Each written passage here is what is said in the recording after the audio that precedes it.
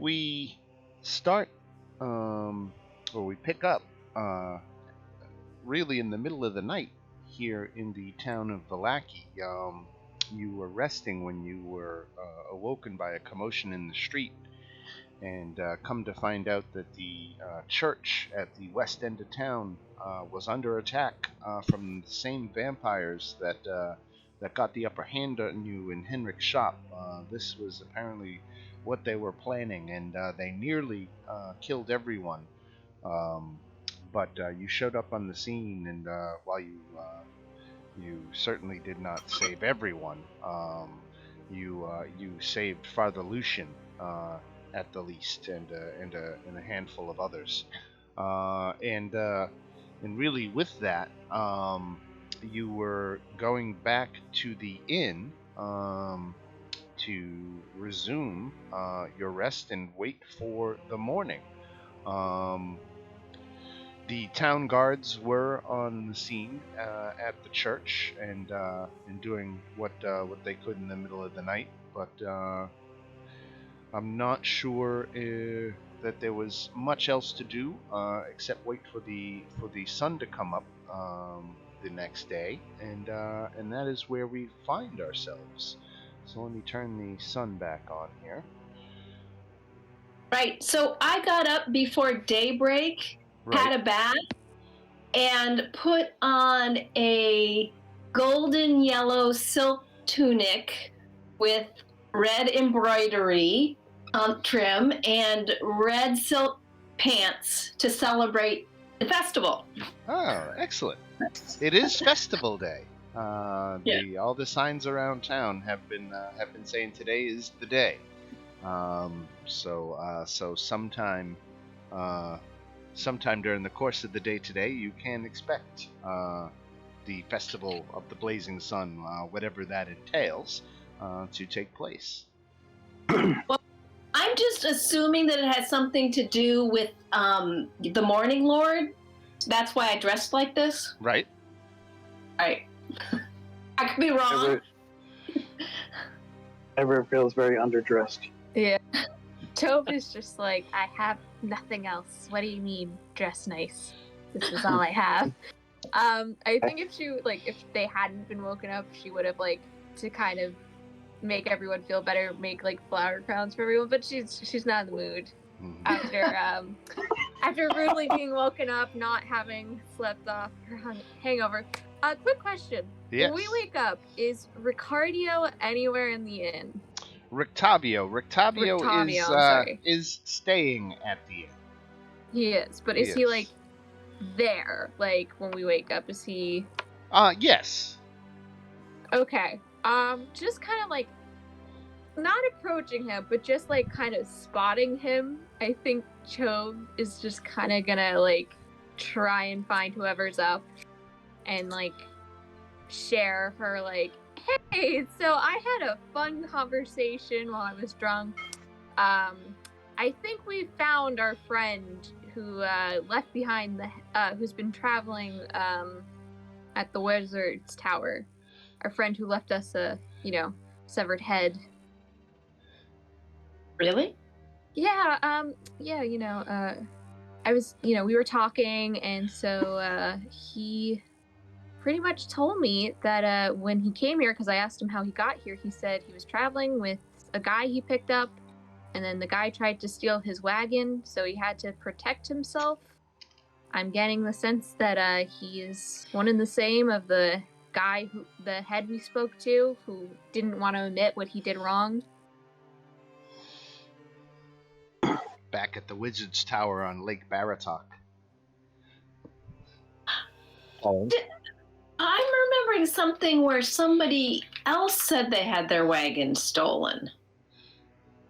Yeah, that was. Or maybe I'm misremembering. But the head at the Wizard's Tower was definitely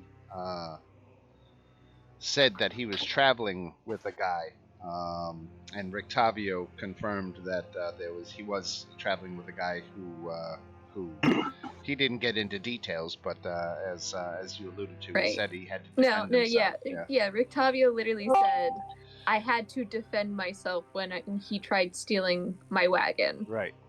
So that's all he said. And considering that head didn't say shit when we asked him, and he looked, a little sus. Was a little, a little sus. Thank you. I didn't want to say it. Yeah, he was a little like, I don't know, but I'm completely innocent here. I think it's safe to say it was one and the same. Although decapitation seems like an extreme reaction. Well, and then she pulls out this like little slip of paper, and she's like, "We can't forget." The journal entry. She's like, "Well, we can't forget who owns the wagon, because the fact that this was in the wagon, I have a feeling that our friend Rictavio might not exactly be who he says he is." Sometimes you need to do business how business is done. What does that mean? Yeah, you got to do that with an Italian accent. I think that was in terms of the decapitation. Oh. Things got to happen, I think we're dealing with a more intense individual. So that was in Esmeralda's wagon, right? Well, the head was not Esmeralda's wagon. There are a couple of wagons, so it's easy to get mixed up. So the wagon parked at the Wizard's Tower was Esmeralda's wagon, not Rictavio's wagon. As it turns out, Esmeralda was searching for her mentor, someone by the name of von Richten, Rudolf von Richten. And she had tracked him to that tower. And that tower apparently must have been visited by Rictavio at some point, because Rictavio is telling the story about how he had to defend himself from somebody trying to steal his wagon, and this head at the thing. So it would to the putting one and one together is it would seem Rictavio has been to the Wizard's Tower. And you found some other stuff at the Wizard's Tower related to this Rudolf von Richten. Right.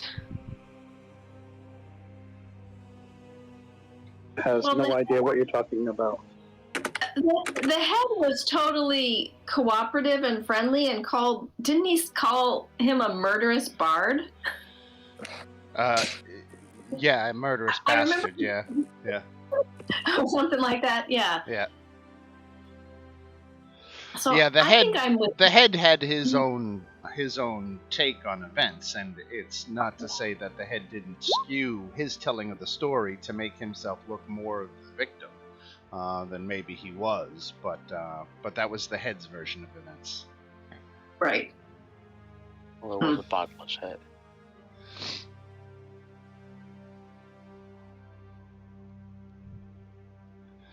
So while you are here in the morning, you actually receive a visitor.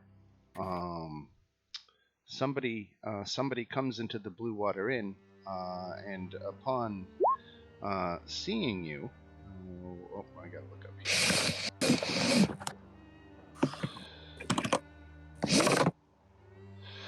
This fella comes up and says he has a message for you.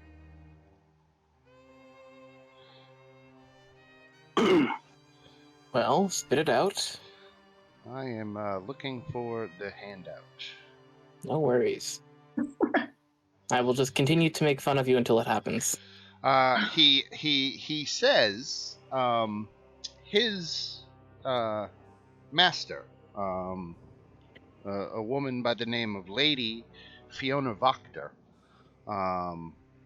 had received this communique with instructions to pass it on to you, and so that's what he is doing here. He says that he's also been authorized to extend you an invite to come meet with the lady at your leisure. So this is the mail he was asked to forward on to you.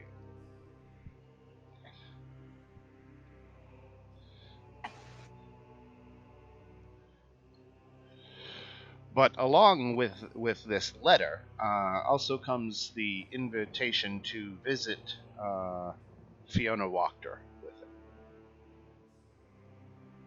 Oh, wow. Right. Fiona Wachter is the one with the sympathies towards Strahd, right?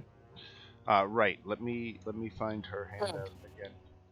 Well, I can't imagine that this is going to be a trap or anything.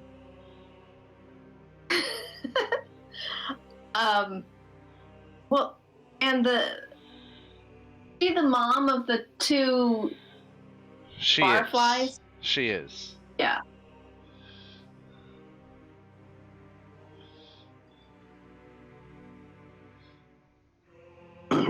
And with that, Ernst holds out his hand as if he were expecting a tip. Well, I don't know what you're expecting, but you've done your job, so you can go. I'm not the one paying you for mail delivery. That'd be Wachter.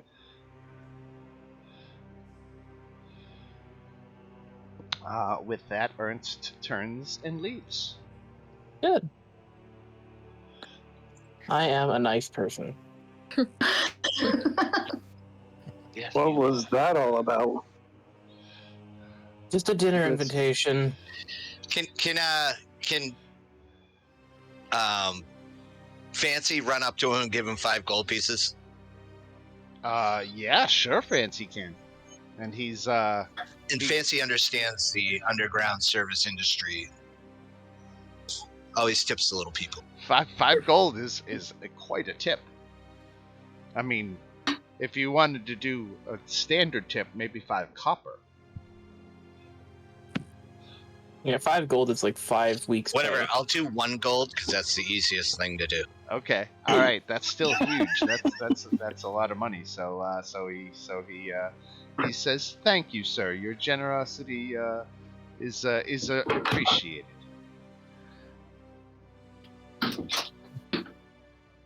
Well, dinner invitation with the Count, or should we go see Fiona Wachter first? Maybe we should wait till her sons show up and have them go with us. You think that would improve the chances we come out alive? If anything, that's just 2 more people on her side. Yeah, it might be a little ugly if things don't go well. You know, I agree with Silas. So I have quite a large shoulder cape. Am I able to hide the sunblade would I be able to hide the sunblade inside the cape? Well, the sunblade, remember, is retractable. Most of the time, it is just a sword hilt, and that wouldn't be too much to keep that concealed at all. Cool. I would like to just. What time is it currently? It is first thing in the morning. Okay, if we're gonna be waiting for sons to get out of the house so that there's less people there, I'm gonna spend some time and just affix the hilt of the sunblade to the inside of my cape. Well, I think we should go to the festival first. Absolutely. There is a rain that is falling. It is raining today. I should probably saying, find. Of course. Mm-hmm. That shouldn't dampen our spirits, will it? It comes off and on. It will dampen my. It will dampen my hair. Where it's. It is definitely an overcast day. What was the festival called again? Festival of the Blazing Sun. It's a little ironic. Where? Yes. Where is it actually? It is to be held in the town square.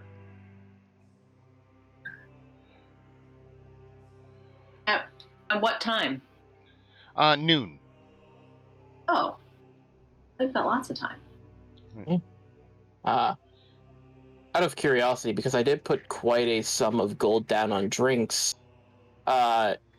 is there any layover for that? Can I still? Is there any money left over, or did we run through 50 drinks? Well, for sake of ease, let's say that it was a thirsty crowd. You ran through all 50. Ran through all 50. Thirsty crowd. Got it. You're Okay, so I will not start with morning drinking then. All right. Just as well, really. Should we get morning breakfast after our battle earlier Definitely want breakfast. in the upcoming festival? Oh, I did think I that's a say good noon? idea. I'm sorry. This festival is taking place at sundown, not noon. Who is running the festival? Let me find the proper handout here. He's the current burgomaster of the village. His name is Vargas Valakovich. He goes by Baron Vargas. And where is he? That's the Baron that she wanted to marry her daughters to. Where is he? Is he at the mansion? Yeah, his mansion is here, not too far from the town square on the southern side of the village. All right, Fancy starts storming to the mansion. Fancy wants a party started. Why are you going to the mansion? Because this is a gigantic show and I need to be on the card. Okay.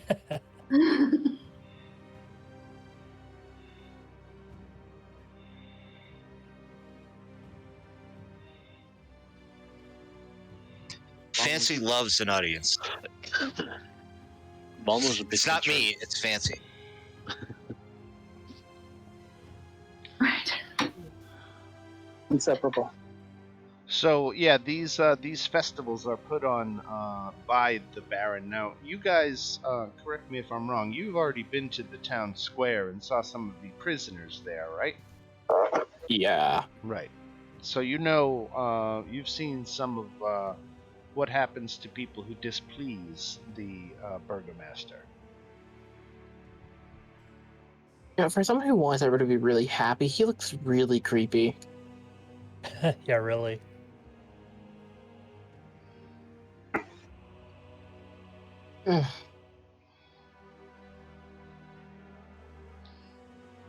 Attendance is required. Well, since it's not till sundown, what are we going to do all day? Well, we could go talk to Fiona if she's so eager to meet us. Yeah. You guys do that. I'll talk to the Bergmans. Split the group. At the That's party. always the a best good idea. thought.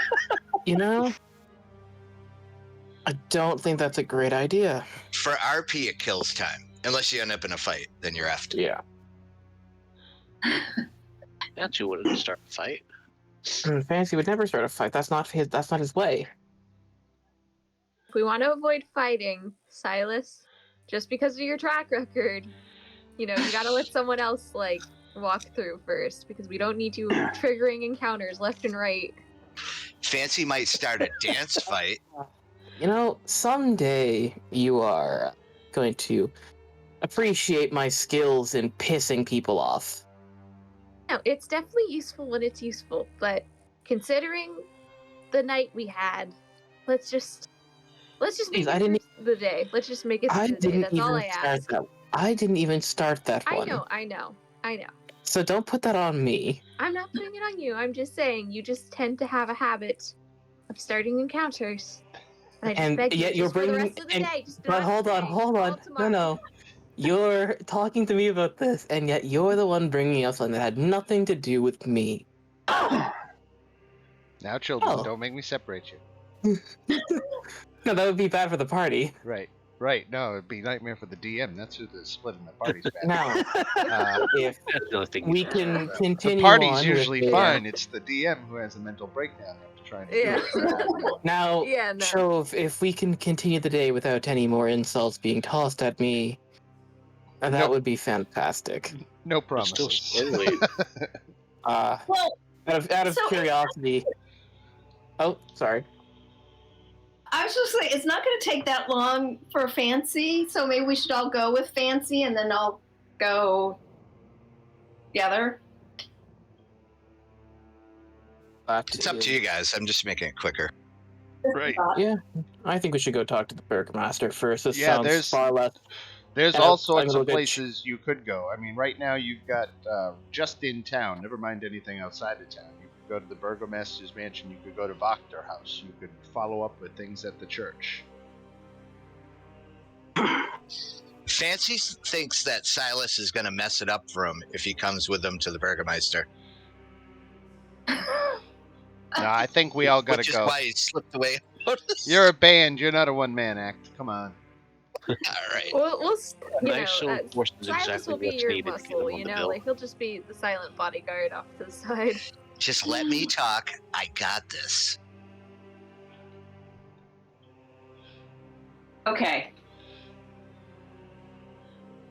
I am an interdimensional rock superstar. All right. So, are you leading the party? Are we going to the Burgomaster's mansion? Yes. All right. Let me get the notes for that area of town. Jove. What's a Burgermaster?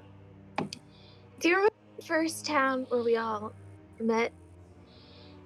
Or, Yes? So, the Burgermaster is what they call the mayor. Do you know what a mayor is? Oh, he's the head of the town. Yes. Yes, Crook. exactly. Isn't that what all mayors are? Crooks, right? Yeah, No. No? Oh, well, from where I'm from, they are. Okay, so Yeah. this is a good mayor. Well, let's We have- I think the jury's out on this one. Yeah. Oh. Let's meet him first. The few villages we've had to go to. Sometimes they're good, sometimes they're meh, sometimes they just rather not. But you never know until you meet them.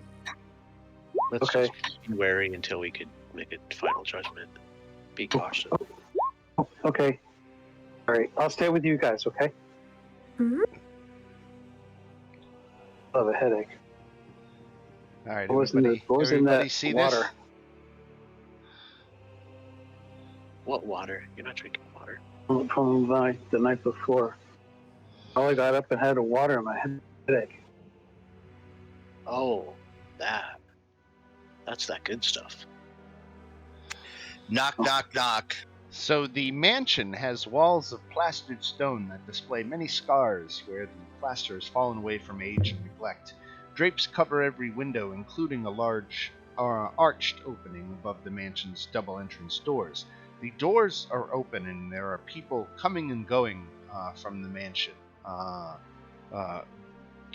getting supplies ready and decorations thing. Women and men carrying bundles of twigs that are being piled in the mansion's grand foyer for construction of something for the festival tonight. There is a maid that you can see who asks if you're here to help for the festival.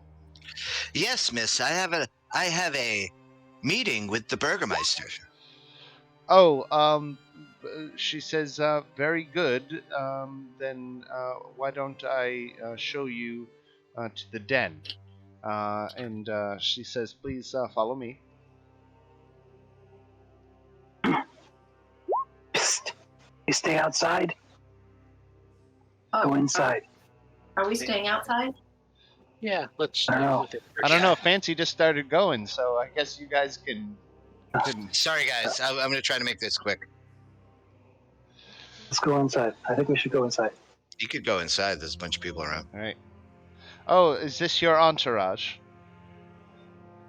Yeah, His you know, groupies. they're simple people, but you know what? They work good. You know, they're good people. I'm gonna. Silas fucking shudders at that whole thing. So she leads you into the entrance hall, and there are framed portraits adorning the walls, which feature a wide staircase with a sculpted railing. There's a long carpeted hall that stretches the length of the mansion and has several doors, including one at the far end, and you can again see these bundles of twigs heaped about.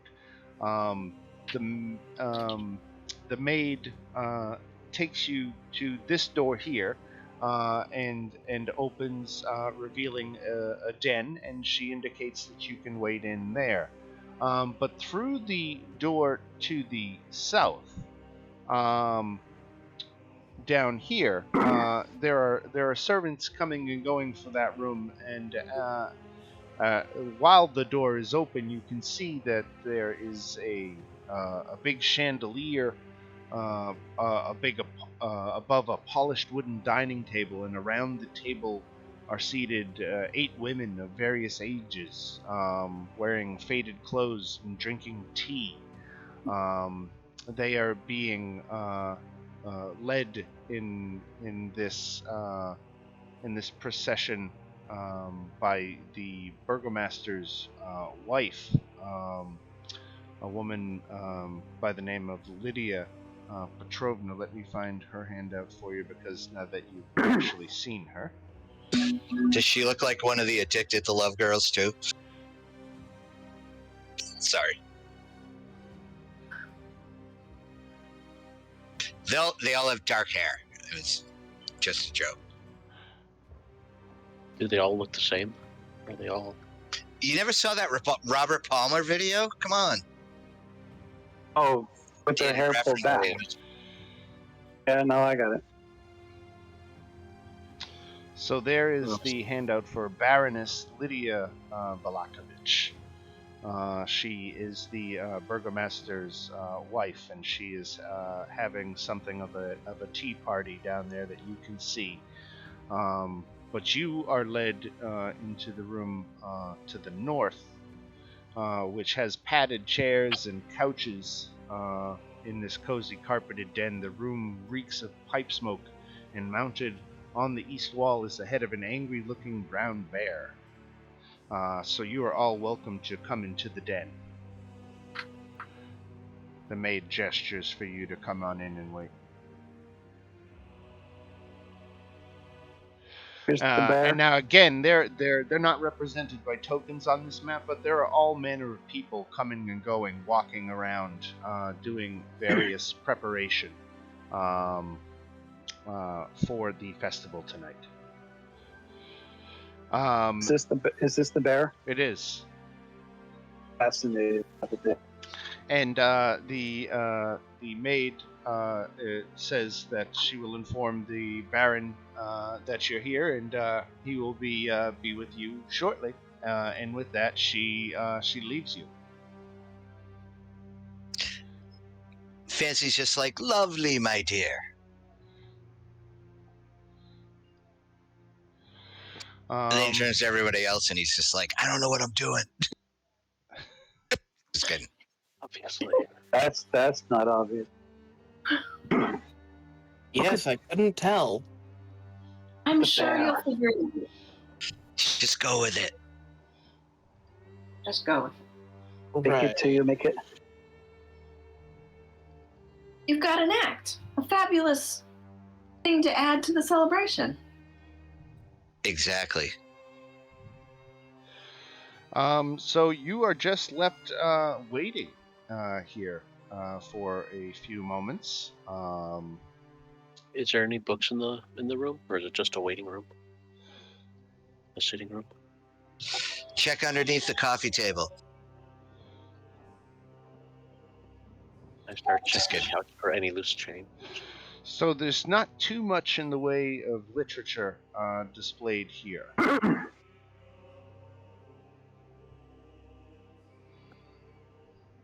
And a few minutes goes by. Actually, probably about 10 minutes goes by. So I'll put it bluntly that if you guys were going to attempt any shenanigans or whatever, you are left plenty of time to do so. But if you want to patiently wait, we will jump forward the 10 minutes in time. Where's Space Bear? I'm still kicking around where the table is. Right. Okay. Is anyone going to point out the bear's head to Space Bear? No. Space Bear. Look, a big bear on the wall.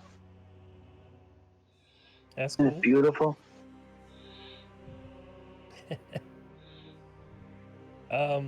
Yeah, but I'm a cat. Space Bear. Just kind of looks at you guys funny, like I don't get it. I don't get it either. Chove shares that same look of like, I don't, yeah. She's like, that's a bear, but she does ask, she's like, why are you called Space Bear, by the way, if you're not a bear? I know you're not a bear, but I thought that was rude to ask. Well, I'm resilient, like those little creatures called space bears. I can't remember what the real name is for them. Maybe in space, bears look like cats. Hadn't thought of that. Maybe. I've probably already said that before. You know more? So Bear look like a cat. after 10 minutes, the Baron arrives, and he's got Isaac with him. And he comes into the room along with Isaac, and what, may I ask, is the nature of your visit this morning? It's a very busy day. Well, it appears that you lack a headliner for tomorrow's celebration. Tonight's celebration, you mean? Whatever. Tonight, tomorrow. They all run into the same where. We have quite the festival planned. I assure you, it's going to be wonderful. You're not one of those naysayers, are you? Fancy just says he wants to be on the bill. He really agrees with him, and he's trying to persuade him to let him play a gig. He says, fine, let's hear you play. Is it just me or this room smell like shoe polish? Yep. Shoe polish. So he asks what instrument you play. What instrument do you like? I want to hear the one you're best at, and you're wasting my time. Definitely bagpipes, just because fuck you.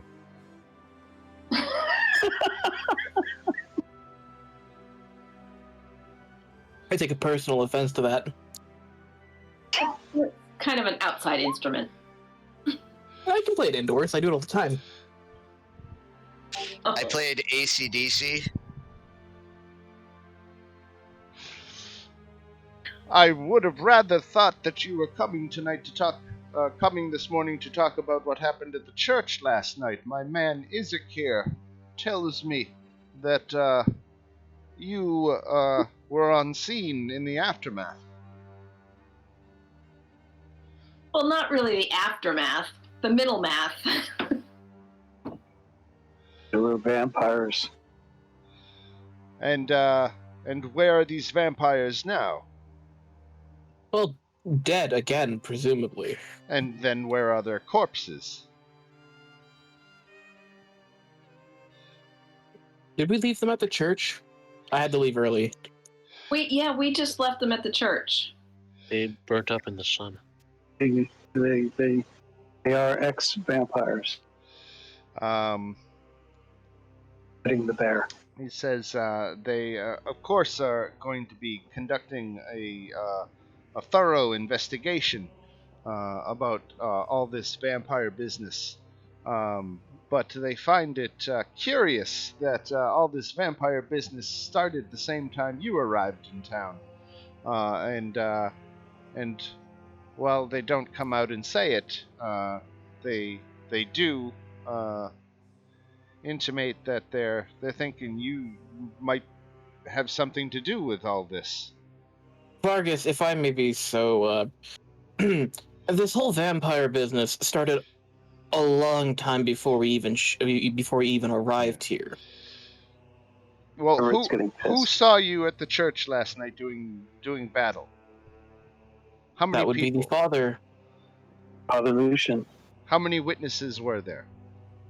We don't have the luxury to count many people died, but I mean, if you want to go through this whole mess, It seems they do, and they spend you a good few minutes grilling you exactly about how many people you saw in the street when you were going down there. Silas is going to do the whole half-truth routine of just answering questions vaguely enough to where it kind of passes. Fancy plays the Jeopardy theme. Yes. If we're gonna go like, I'm not gonna give him enough to where he can do anything aggressive towards us, but just sort of half truth everything. Right.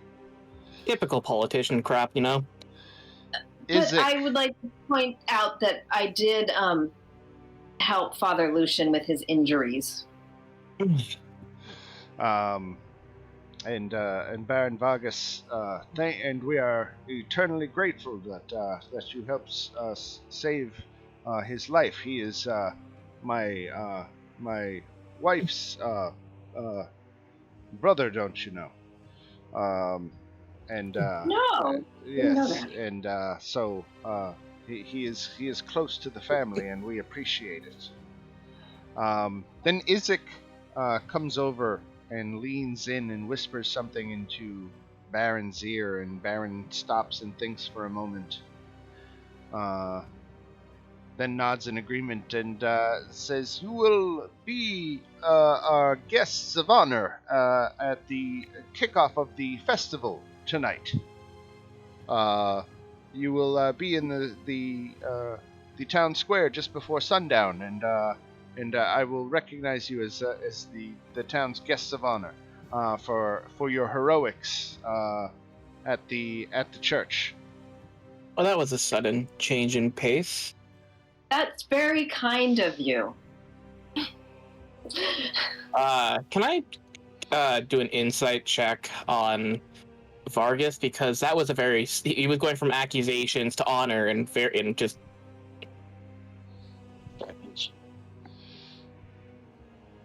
Yeah, make that insight check. All right, cool. Oh, that's a natural one. I'll draw myself a card right now. There you go. And so it begins. Very good. I'm glad we're getting this out of the way now. Isaac, how is the doll collecting going? He just looks at you and says, "I haven't seen that other girl traveling with you. Where is she?" I just shrug. As guests of honor to the festival, would anything be required of us? Your attendance. Perfect. We will simply recognize you and give you a round of applause and let the community offer their thanks for the heroes.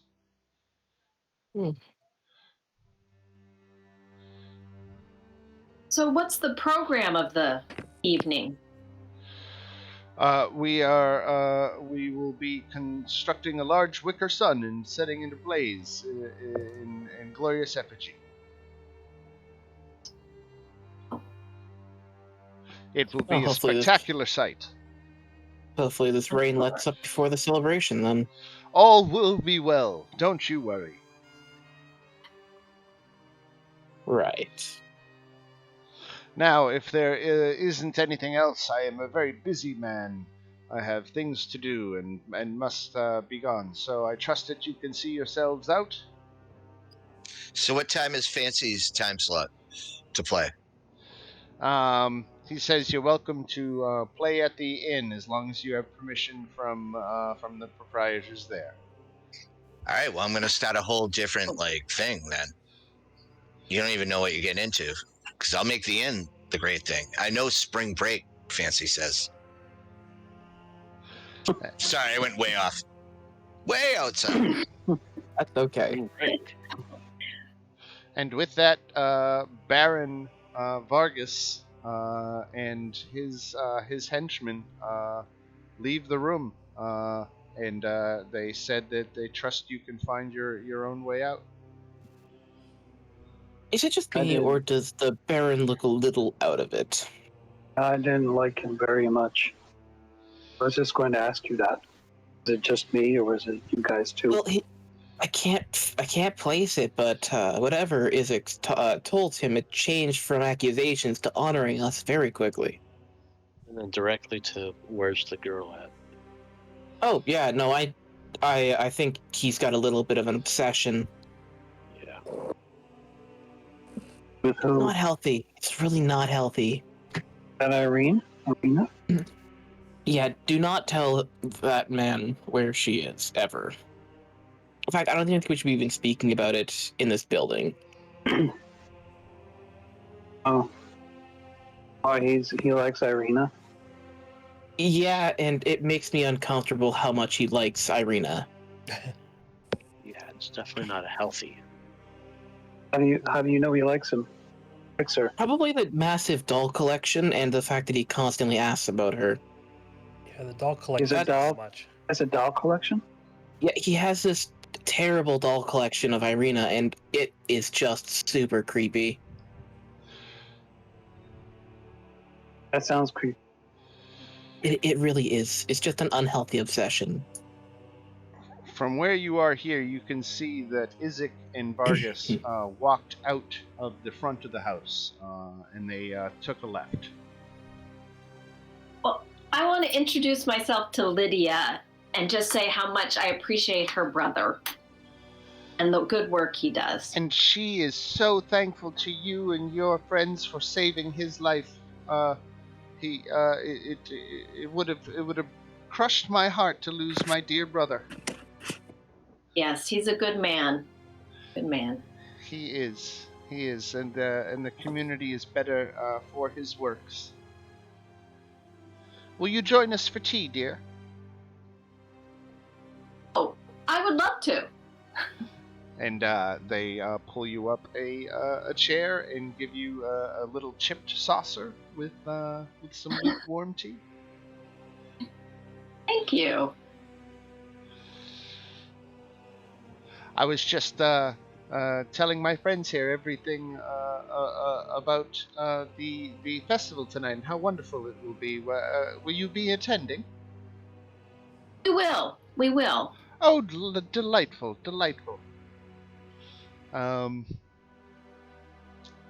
She says, did you hear about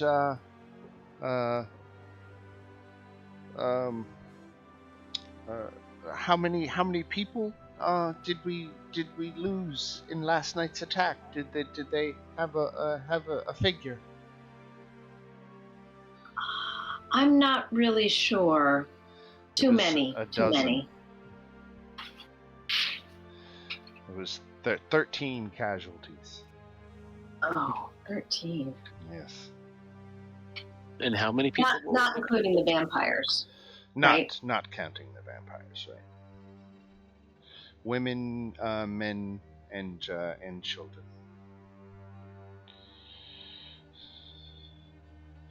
Of all ages. So are all of the women supposed to look the same, or is it just the same token? That's just the commoner token. Okay. Yeah, it's not like the rules it's Deptford-wise. it's like a virtual reality simulation running on 10% power, just one person cloned over and over again. Yes. Well, we can't stay for too long, but it's been so lovely to meet you. Oh. No, she looks forward to seeing you tonight, and Godspeed to you, dearie. Thank you again. Thank you. Just okay.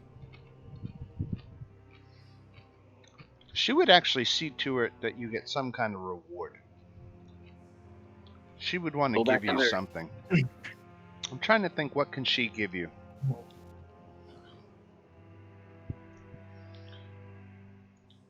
Well, some goodwill with the burgomaster You know would what? go a long way. She takes Exactly. up she takes up a necklace she has and she gives it to you. It's worth 75 gold. Oh, you're too kind. She says she doesn't she says, keep it and wear it well. It was my great aunt's, and it is quite the heirloom. Wow. Picking up a necklace of your great aunt's. Yeah, it was just Very her great kind. aunt's.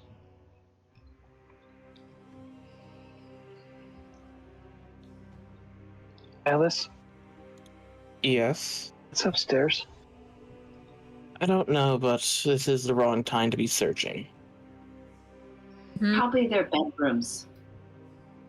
We came back during the festival. That'd be a perfect time to search. Exactly. Okay.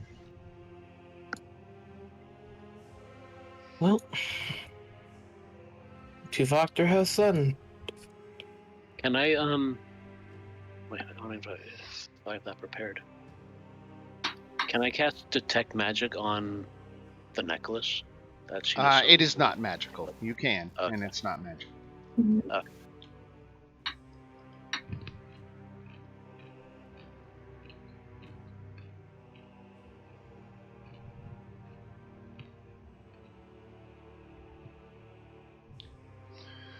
So it was to a Wachthaus then? We're heading to Wachthaus. Let's go. Yep.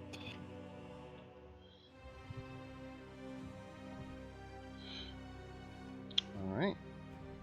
I have like some walking music to go with this. Let's see.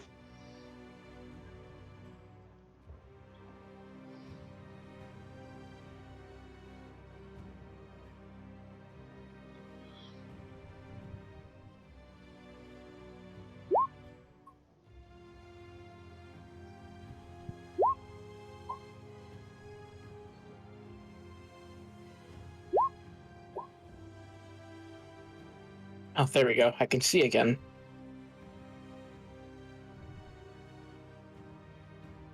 In Small Valmo. Small mo. I can't see it. Small Mo, yes.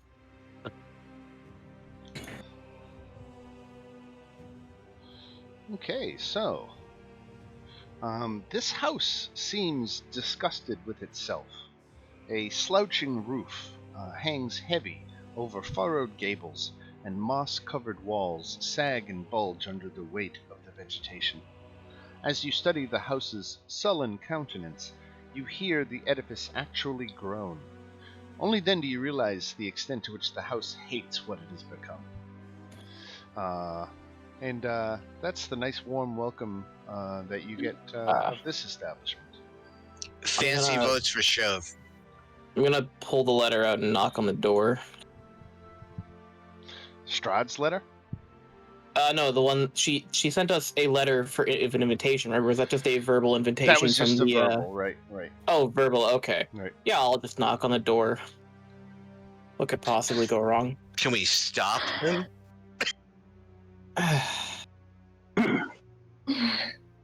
Hold on. I'm just gonna knock on the door.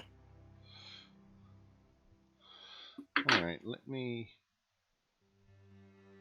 Everybody roll initiative. All right. Wait, please list off the. Please do me a huge favor and actually list the encounters I've started. That would be great. That would be a great help. Okay, how about like our very first like 2 or 3 encounters when we went into the house? You literally walked into the bedroom and killed a ghoul as soon as it popped up. Have you forgotten that? That was on our first session. How many sessions have we been playing, and how many days have passed since that first one? Wait, well, my leather armor is aired out back at the inn, so let's try to keep it peaceful. If we look at the campaign day, we've been here for 8 days, and your accusation is on day 1. It's All right, accurate, though, wasn't it? First of all, if you can't base everything in this whole thing being ridiculous, then you can't play. No, I'm just having fun with this. I'm just having fun No, with I it. am too. Yeah. How about when we got to the basement and then you walked? Well, you admitted you and Fancy walked past the well and then were attacked by something from the well. And I would, yeah, I mean, I knew something was gonna be in the fucking. I was joking about You something knew that. being in the well. I was like, there couldn't be any. There has to be something in the well. It's just a random well there, and something was in the well, and then it stopped existing very quickly. So a familiar face opens the door. It's Halik. You remember I've seen him? that woman. I've seen that woman at least 8 times. Oh, sorry, Halik. Yes, I remember Halik. Halik was the person in the cage in the werewolf den that you rescued. He was the human who was in love with one of the werewolves, and the old werewolf leader Kirill was trying to force the werewolf to kill Halik, but you managed to save him and get him back here to his employer, and he again greets you warmly and thanks you and invites you in. He says, "Lady Fiona was hoping you would stop by. Please come in." And Fancy's just like, that kid's on the come up. He was watching. He's following. and he invites you in and to come left here at that junction into let me read it here. So you are split between this dining room that has this ornate dining table stretching the length of the room, and the northern end, which is a parlor with 3 elegant couches and an oval table made of black glass.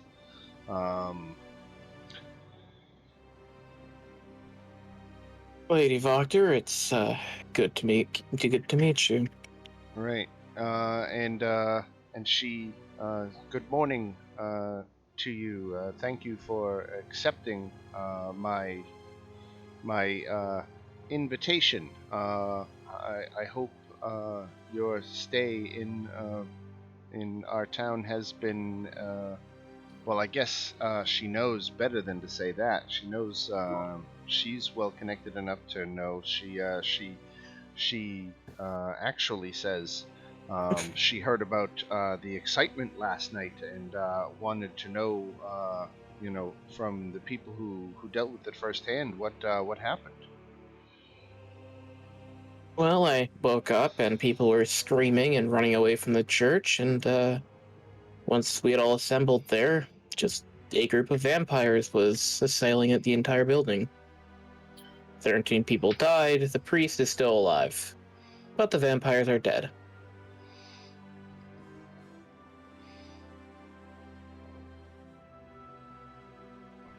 That about sums it up, am I to believe, right? And Yes. And I heard something about these vampires having originated from Henrik's. Is that true? Yes, I believe those are the same vampires we had first encountered in his attic. How did they come to be at Henrik's? Look at the rest of the group. That's something you might want to ask Henrik. That is something you definitely are going to want to have a conversation about with Henrik. Unfortunately, Suspect. Henrik's gone missing. Nobody's seen him at all. Yeah, well, we lost our friend Monk because of it. Go sulk in the corner. To that end, then I believe Henrik was initially tricked into being the host for the vampires and essentially just threatened to keep his mouth shut. Fancy knows what it's like to lose someone close to him. Like his manager. Right. Like my sister.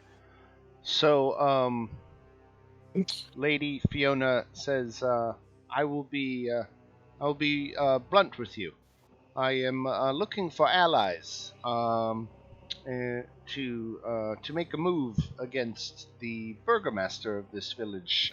He is a buffoon who is terrorizing us all and putting us all in grave danger with his antics. And I would see him unseated. He is a thoroughly unreasonable man. And I've got myself in a position where I feel like I could enact on my plans, but it would be helpful to have some extra muscle. Should some of the guards prove more loyal than we expect them to be, can we count on your support? Lady, that's a bit of a stretch. We just woke up, and now you're asking us to assist in a coup. I think we don't really want to get involved in the town politics. We're just passing through. Then Yeah, I don't feel like we know him well enough to know exactly what he's doing wrong. If you have any good examples, we'd love to hear them. It's She Rule said, 18. All I know, Don't get involved in coups in towns you just showed up at. That's a strange but surprisingly useful rule. he, I mean, we can all Yeah. agree he's a little strange, but to unseat the man for a person that we personally do not know, and I gesture to Fiona Wachter, it's a bit much, if I'm gonna be blunt. The man terrorizes the populace, and he's been doing it for years, just imprisoning anyone who dares question his ridiculous celebrations. You know, he does one of those at least once a week. It's non-stop. Yeah, that is honestly that is honestly not the strangest thing I've heard all week, considering this place is ruled over by a vampire. That is rumor and superstition.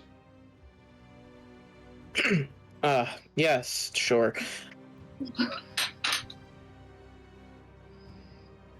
What do you mean by question his celebration? Do you mean the sun celebration tonight? They're locked up there because they. Anybody who says anything derogatory about any of the celebrations or the burgomaster, he's very intolerant of any kind of dissenting speech or opinion. He imprisons people and tortures them to teach them, lessons. She can go on and on. She says, I believe the village shoemaker, a man by the name of Udo, is currently locked in his mansion for daring make an ill-timed joke at the last festival. Wait, your shoemaker has a mansion? No, the shoemaker is trapped at the burgomaster's mansion. I thought you were going to say, what, your shoemaker had a sense of humor? That's where I got lost. Lady Wachter, if you could just humor me for a moment, what makes you a more capable leader than your... And the bar is already a little low, but I have to ask, considering where this place is. Our system may seem strange and foreign to you, but it is dictated by blood. And it is simply a truth that the Baron is the ranking noble family, but with him removed from power, we would be the next in line. Yes, but that doesn't answer the question of why you believe you're better. I'm better than a madman. Again, the bar was already set very low, but... Precisely. All right, what makes you better than the madman? Sorry, good. He doesn't seem bad. So,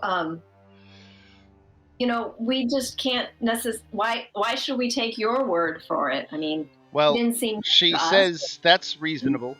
You are new. But let me ask you this, then. When you see events unfold, if they should unfold, she just asks you to stay out of it. I'm gonna ask Lady Fiona Voctor the same question I ask literally every NPC.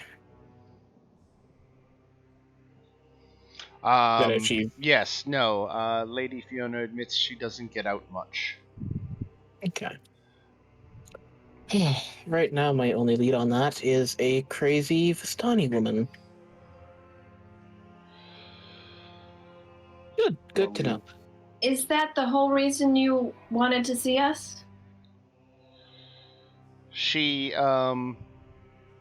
straightens her dress a little bit and seems to compose herself for a moment, and she says, "Very astute of you.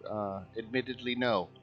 There was a more personal matter that I was hoping to ask you about. You are travelers from lands beyond our experience, and I would ask if any of you are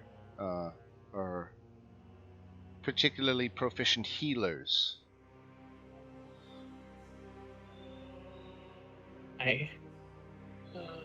I'm okay. I'm pretty good. It depends. I have a few spells. Who do you need healed? She asks you to follow her, and she leads you out the door and up the stairs. Let's lead the way. If anyone Wait, expects. Chantella, how's your healing magic? I mean, mine is fine for physical injuries, but beyond that... It depends. I was going to remove Joe's curse this morning and didn't do it. Oh, right. I do have that water skin of greater restoration. But it's an instant cast, so I could just do it. True, but I wasn't sure if you wanted to save your spell slots after my two spell slots that I have left. Yeah, the question is, do you think we're gonna need them before tomorrow, or? Yeah, well, just don't let me forget to do it. Okay, yeah, we'll do it outside. So Lady Fiona takes you up the stairs and back around and opens up this door, and then just opens the door and gestures for you to look inside. Well, that's a sight I don't want to ever see again. I'm just gonna step back. So what is it? I'm looking for the handout to give you the full flavor here. So, scurrying around on all fours in a soiled nightgown is this teenage girl, and she is hops up on the bed and looks at you and hisses. Lady Fiona explains this is her daughter, Stella, and that Stella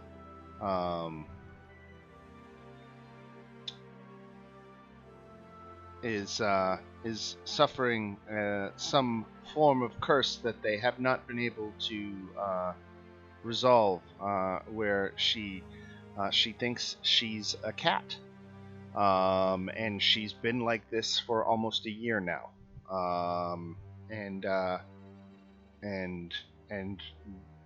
they don't have much in the way of healing magic here in the village, so she was wondering if maybe any of you knew anything that might help.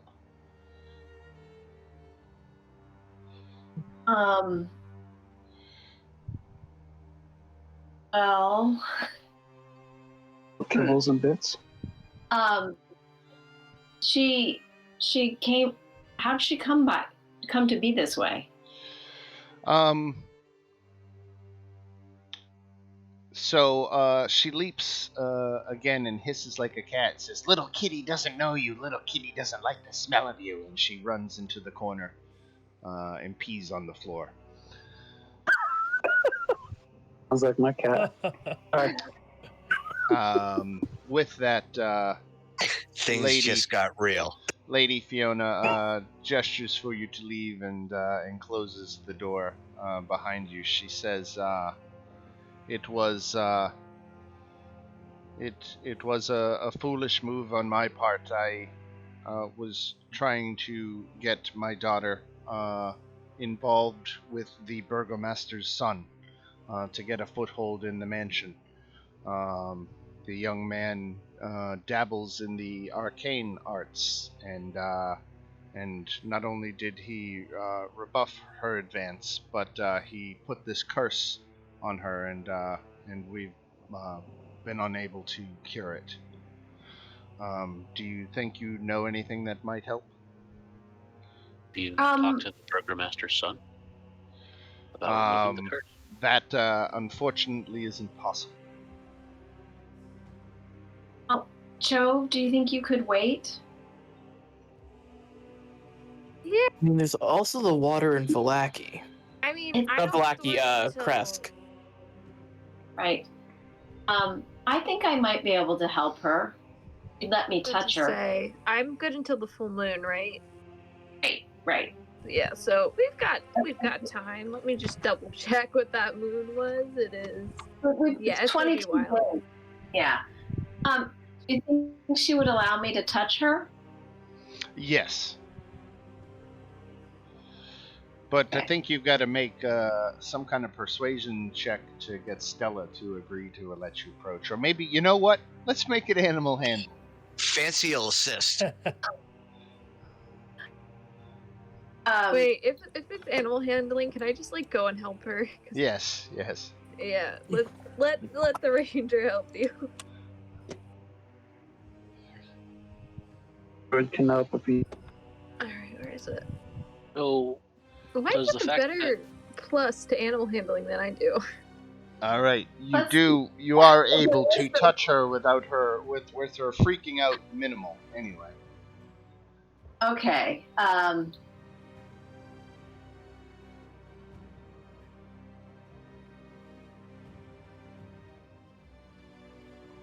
Oh, it didn't go.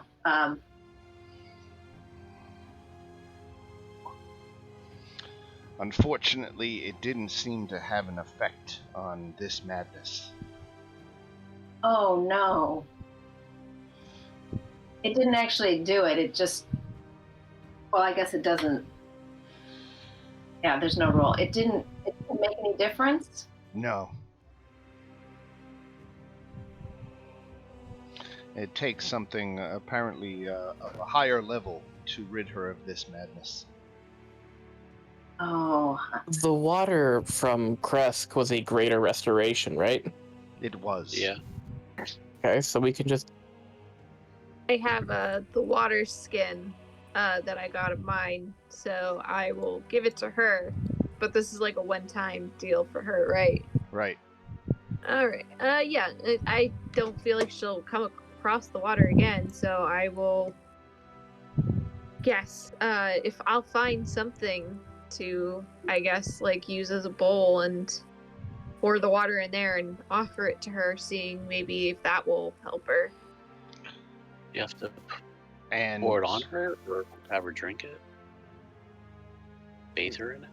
she does drink the water, and within moments you can see the expression on her face subtly change, and she looks at her mother with recognition, and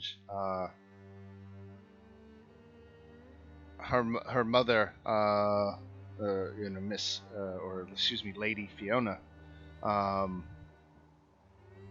says, "Oh, thank heavens! Now, get yourself cleaned up and get out of this filthy state."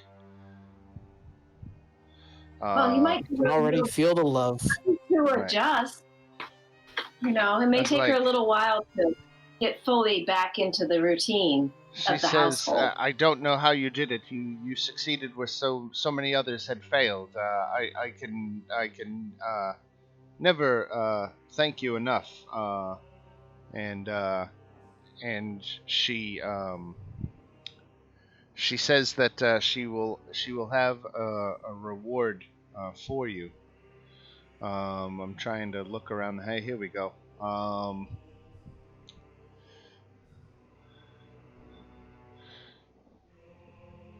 She gives you 100 gold pieces. And her profuse thanks. She says this helps her immeasurably. This is a huge win for her to have her daughter back, and out of the state that she was in. So she seems excited. Yes, well, perhaps now you've learned something about forcing people into relationships they don't want to be in. It's just like that. Don't be so naive. People have families have used matrimony as a way to increase their power for centuries. Who are we to change it? Well, it's a very effective strategy for gaining business deals. Well, it's been out of favor for centuries where I come from. I have no idea where you come from. It's a All very right, common stop practice where I'm deconstructing from. life. You must come from Woketopia. Ah, yes. Well. So, good job on thinking of the water. The water, with the greater restoration, cured Stella's madness, and for the first time in almost a year, she has her senses about her. I have one thing I'd like to ask, yes. Lady Fiona. You seem like a rather well-connected individual, yes? You could say that. Well, as a favor for doing this for your daughter, if you could just keep an eye out for the woman I'm looking for, be greatly appreciated. She says she will have her man Ernst ask around, that he sometimes has an ear to the ground for such a thing. Thank you. All right. So good on you. That was a little side quest, instant side quest that you just did. You solved it as soon as you had it. So a lot of people meet her before they get to Kresk. You guys did it the other way around. Nice. All right. Oh, So we are here at Wachter House. I guess if you still had any RP that you wanted to do with either the Burgomaster or Lady Wachter, we can retro get it in. But it is noontime after your two meetings, so we've got a good 5 hours before the festival begins, and you are still left here to explore, to follow up whatever threads you'd like. Should we buy some potions? So was that 100 gold split between the party, or is it 100 gold each? That was 100 gold split between the party. Okay.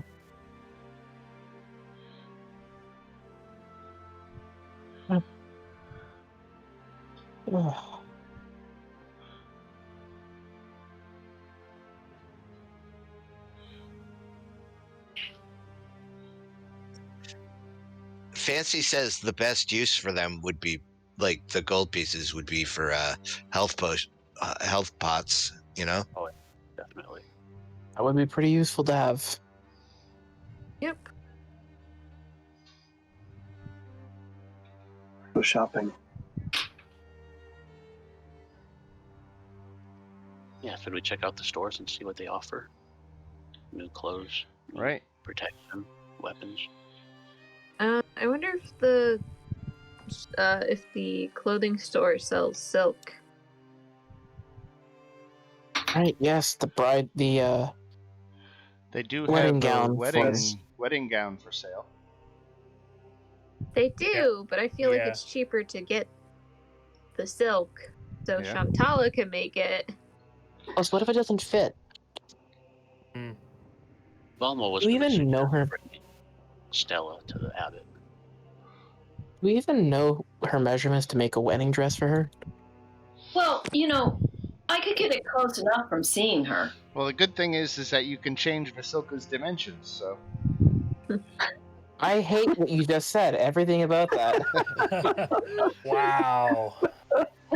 It's like, little too much room in the hips. Make her hippier. That's all. Little nip, little tuck. I get it. Yeah. If you're gonna make a dress, make sure to make a very thick veil.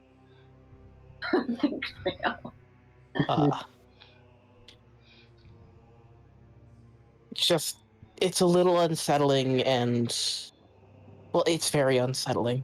So we'll kind of take it that you're doing a general stroll of the different retail options about you. It's a retail therapy afternoon here on this overcast day.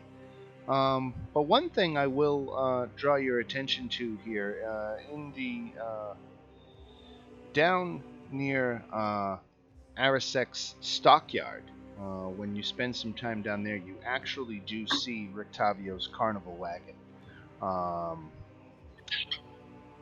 There is that handout there. Parked at the south end of the stockyard is the wagon that has, the peeling paint and the faded lettering on the sides. When there's a heavy padlock securing the back door. So that's just something of interest. You can actually see the wagon behind the previous goings on that we were discussing at the top of the session.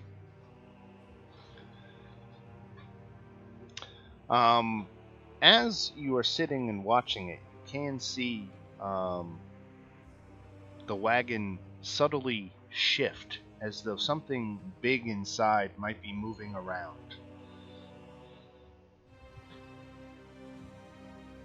I'm just gonna keep an eye on the wagon.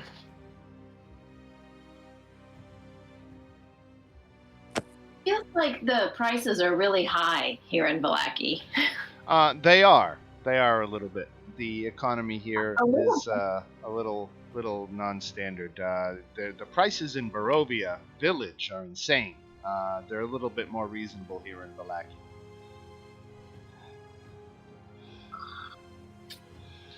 Well, they don't necessarily have the ability to produce certain goods, so things are sometimes harder to procure.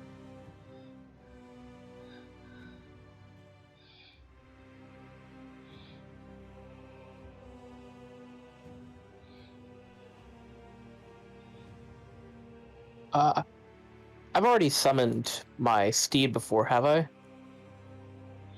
I believe so, yes. Yeah, we brought Undead Gur into the world. Right. Cool. They probably wouldn't let him in the gates, would they? Right, he would be considered a monster. Yeah, probably still stuck to the wall like last game. Right. Did you just say Undeadger? Yes, I did. Because some fine steed creatures in Barovia are classified as undead creatures, so it is therefore he is Undeadger. Undead Edgar.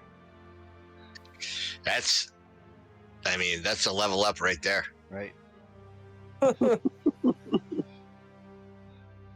Unfortunately, I can't make Undeadger bite this time because I'm not taking levels in Ranger. Okay, moving on.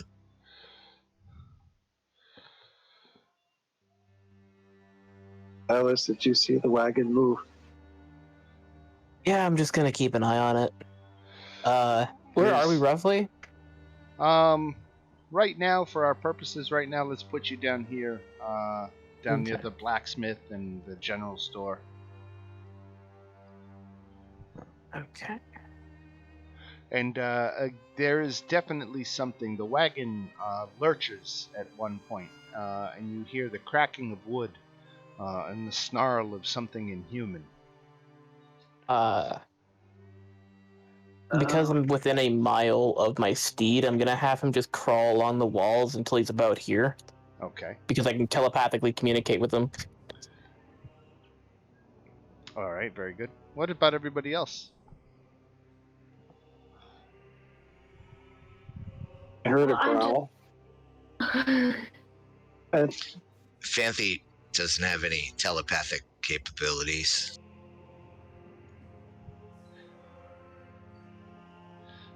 Where, Not Bruce yet. where did? Can you point to where the growl came from, or can we tell? It came from Rictavio's carnival wagon. Okay.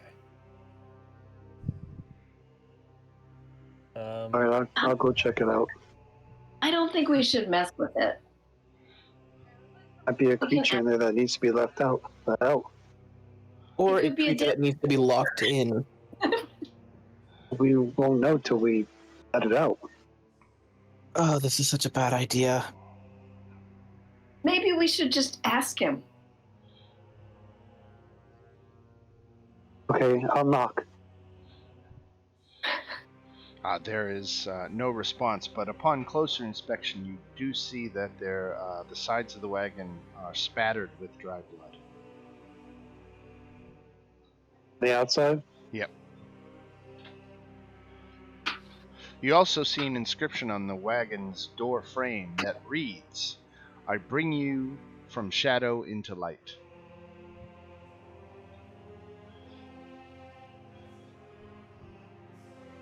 No. Right. There is a big lock on the back of the door.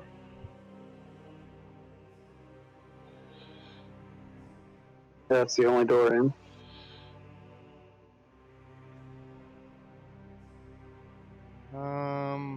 Let's see. So, make a perception check.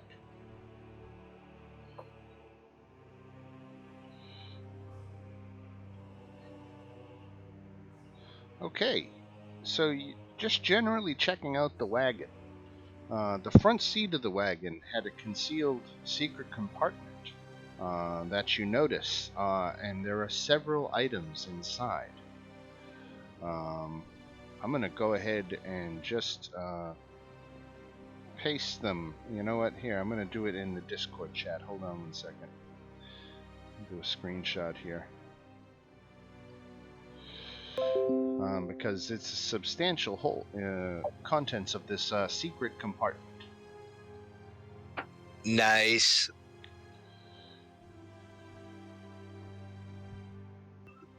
That was a good move. Prayer book. I can't see it.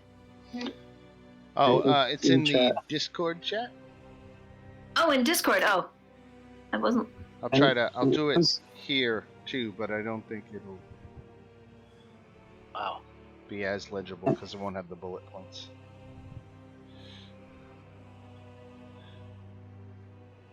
Oh, the crossbow is cool. It didn't come up for me.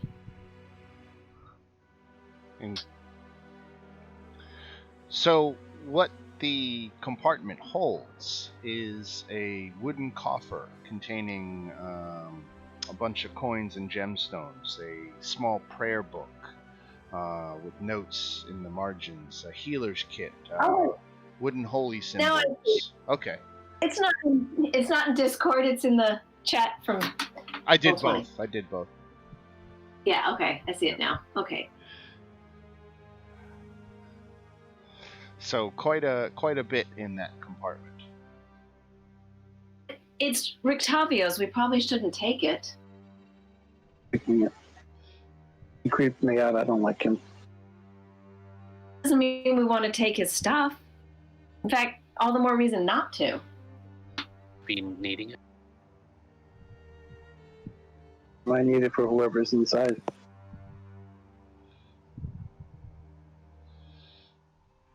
Has Rictavio been seen? Since this morning, I think you saw him back at the inn. But since this morning.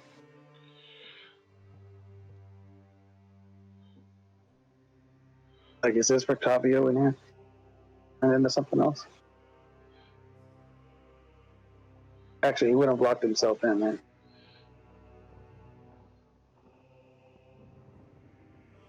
The lock was on the outside, right? Right. Yep. So that's where I was wrong. All right, let's go. Anybody gonna help themselves to any of those contents? I would love the silver sword if nobody wants it. I don't really want to touch any of it personally. Kind of feel like we shouldn't. Well, I took what's her name's silver bolts, so I'll take more of those too.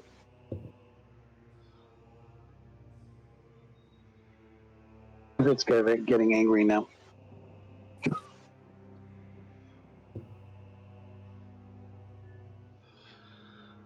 Anybody use the healer's key? Yes, but it's stealing. We'll bring it back. I mean, is it stealing if you leave your car unlocked? Yes. Yeah. Oh, okay. But not if you leave the keys in the ignition and unlocked. I'll tell you what, we'll take it and I'll bring it to Ricavio.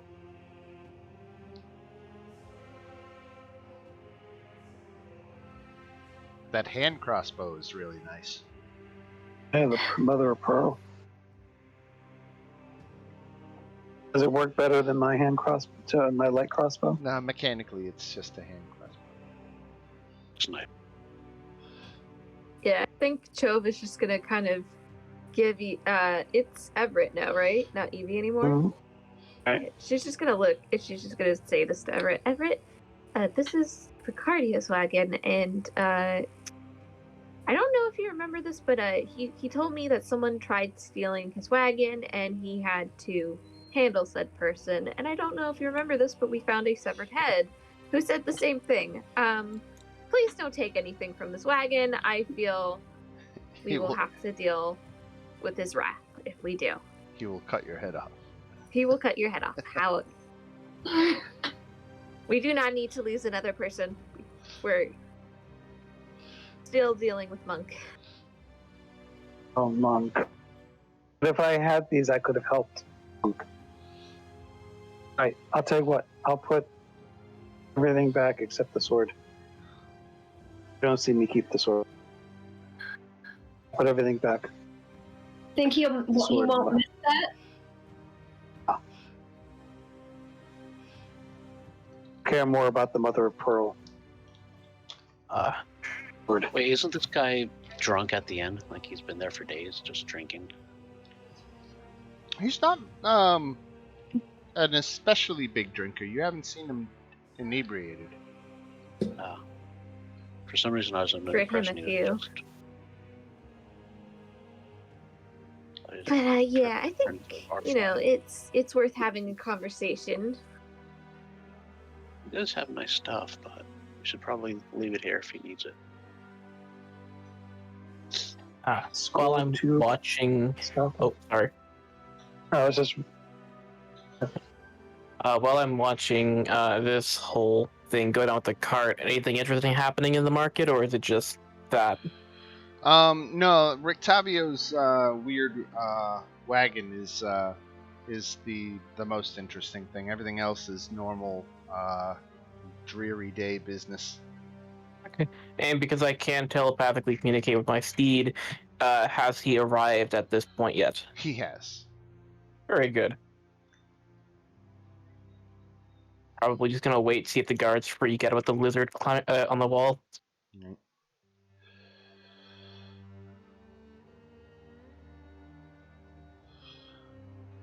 All right, so it sounds like there's not too much business-wise you guys got going on, and I don't hear anyone coughing up any ideas about following up threads. So do you want to fast forward until the festival tonight?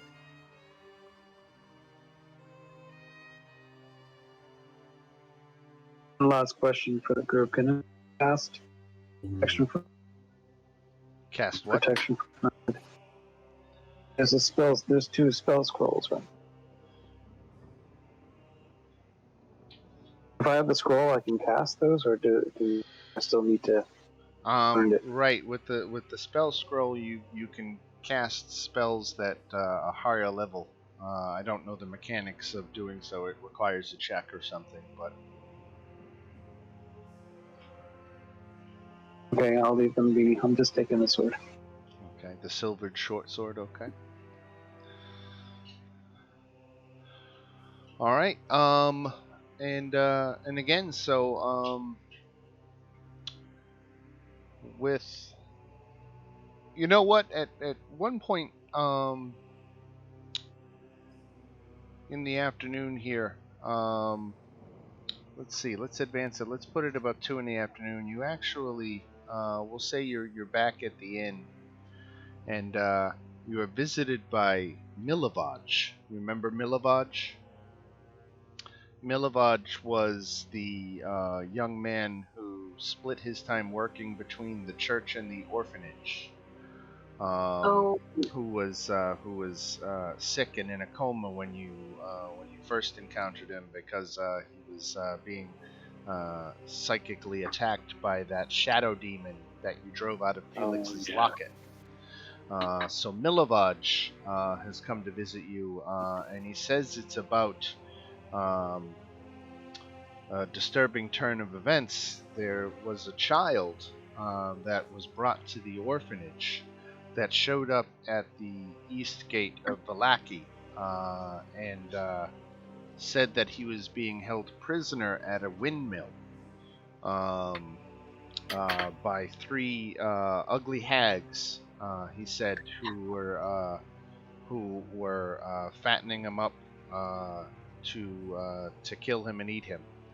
But he says he was able to escape, but that his sister was still trapped there, his older sister, and he was pleading with the guards to go save his older sister, but the Baron had made a decision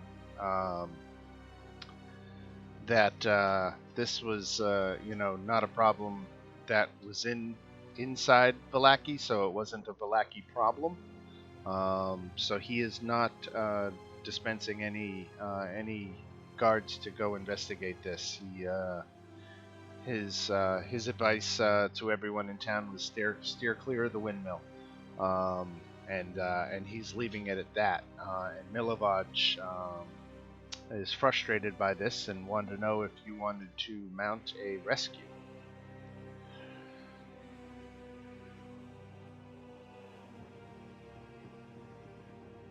To save the children. All for rescuing them after tomorrow. Fancy's all about the kids. You could go today and forsake the festival. Oh, I want to see the festival. Spell slots.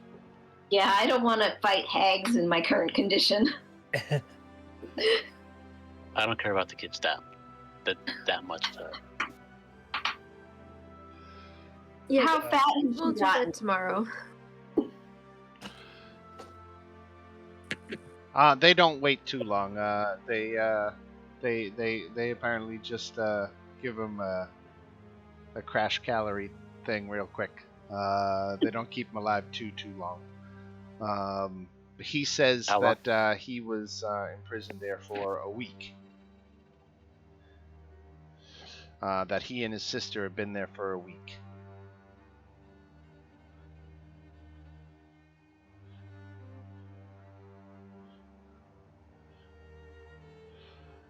But he can't speak as to exactly when the hags consider them ready. But he just says that they always were threatening to eat him. It seemed apparent that that's what they were getting ready to do. Does anyone know anything about hags? Does that seem like what hags would do? They eat kids. I like them. That's the lore on hags. They eat kids. Okay. But why do they eat kids? They're tasty.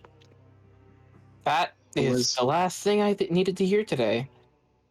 Everett Wretch is just.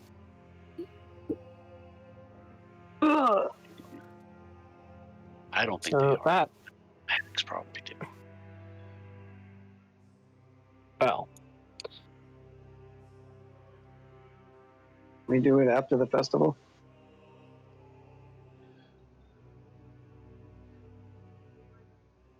yeah, I don't think we're in any state to fight hags right now. So we do the festival, get a good night's sleep, and then head over there first thing. Okay, Fancy gets outvoted. That's okay, though.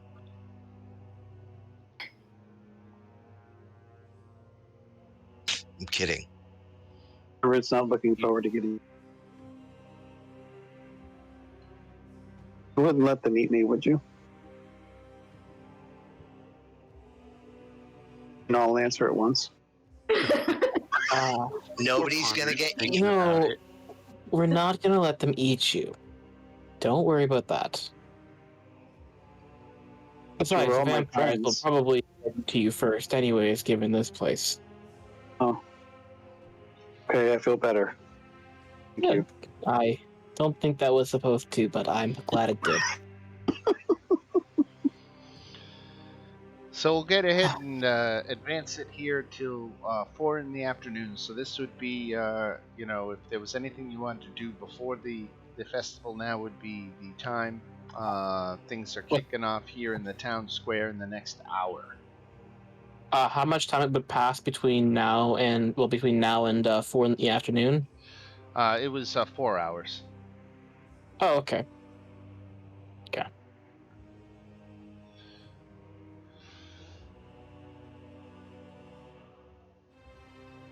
What's this festival like? Anybody know? Not a clue. Heard that. It's gonna be an effigy of a sun on fire. Is it still raining? No, it is. It's just overcast now.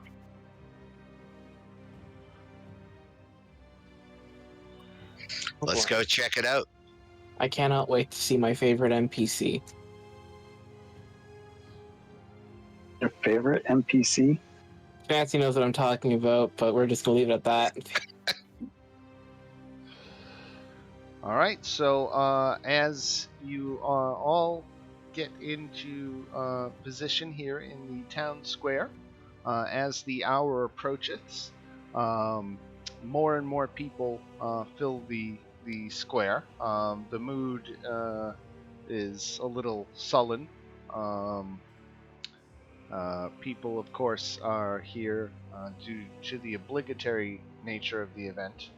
But everyone is just kind of standing around waiting for whatever it is that the Baron has in store for them this time. And under threatening skies, you see a parade of unhappy children dressed as flowers as they trudge through the muddy streets, leading the way for a group of sorry-looking men and women carrying a 10-foot diameter wicker ball. The burgomaster and his smiling wife, who holds a sad bouquet of wilting flowers, follow this procession on horseback. As wary spectators watch from their stoops, the ball is borne to the town square. There it is hoisted and hung from a 15-foot-high wooden scaffold, and townsfolk take turns splashing it with oil.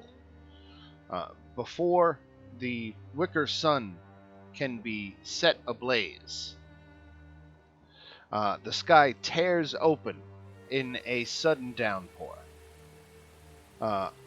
All will be well, cries the burgomaster as he brandishes a sputtering torch and marches defiantly through the rain toward the wicker ball, only to have his torch go out as he thrusts it into the sphere. A singular laugh erupts from the crowd, drawing the burgomaster's fiery gaze as well as gasps from the townsfolk.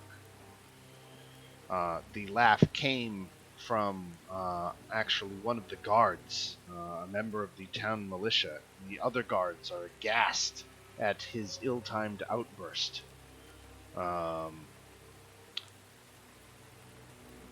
The burgomaster is now standing in the rain, glaring furiously at this guard, um, and with that he says, "Well, rain notwithstanding, I would like to celebrate the heroes from the massacre at the church last night. Were they not upon the scene to stop the evil undead creatures of the night? Who knows how many others may have been killed?" Um, and with that he he gestures towards you, and there is a lukewarm reception. People do clap, but the mood is a little subdued here in the rain. Vargas, if I could have a second. He gestures at you and immediately quiets you down. This is his moment to talk, and no one else is allowed to talk. Oh, for Christ's sake. I'm going to just approach the wicker sun. Okay, he And stops talking and watches you. I'm going to cast Searing Smite on my blade and just strike at the oil. Excellent. And the wicker sun sputters to life. It's hard in the rain, but it does catch. And the burgomaster claps his hands together. Ha! I told you all would be well.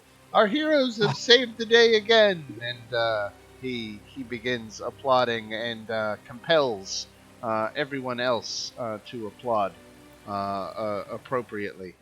And then declares the festival a success, and with that, he goes to conclude the festivities, and he talks to one of the guards next to him, and the guard that laughed at him is immediately placed into custody. You can see that the other guard seize hold of him as he is apparently being detained. Where's the food? Where's the music? Festivities are held privately, but also at the inn. There's a large contingent gathering there. I'd like to find out the name of the guard that laughed. His name was Lars. Yeah, get fucked, Lars. There is an entire campaign's worth of hate for that man. Yes. Lars is reformed in this campaign. Very good. Blue Water Inn. That's right. Fancy show.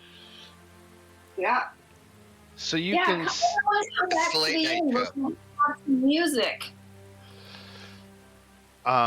You can see that some of the guards are binding Lars at the ankles and wrists, and they're fashioning a rope and tying it off to the burgomaster's horse.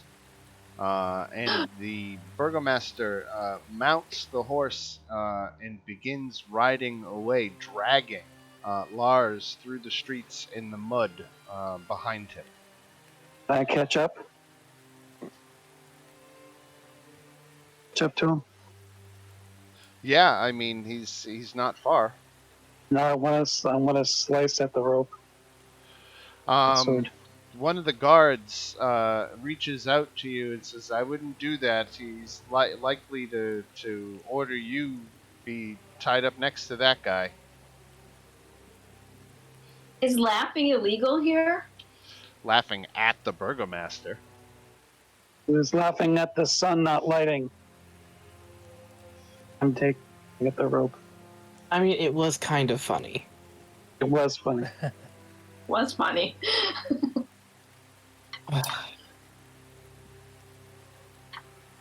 I cut the rope or not? If you want to do it without the burgomaster noticing, why don't you make a stealth check? I I'm try good and at stealth, distract too. the burgomaster with just trying to faking being just faking celebration. So, the burgomaster sees you trying to mess with the rope and immediately stops and turns around and orders the guards to stop you. And they begin restraining you, and they're asking, please don't make this worse than it is. Don't make us, we don't want to fight you guys. Vargas, please let the boy go. I'm trying to get loose. Don't make me wild shape, guys. This the Baron looks down at you. It's like, I can understand you're not familiar with our ways, but these are our customs, and they're not for outsiders to interfere with. We appreciate what Okay. you've done for the town, but don't overstep your bounds. I will forgive gonna- this Oh, transgression if you will stand down. I'm only going to stand down once he's free. All he did was laugh at the sun. I say gurgling in the mud. The Baron says, you stand down or I'll have you expelled from the town.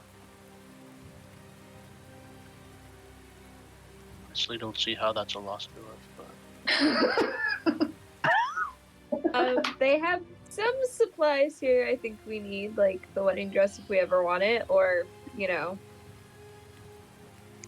only Hold inn. they have the only the bed. inn that we're supposed to Fancy sleep has a at. song for this. Okay, no. Not gonna sing Muddy Waters, are you?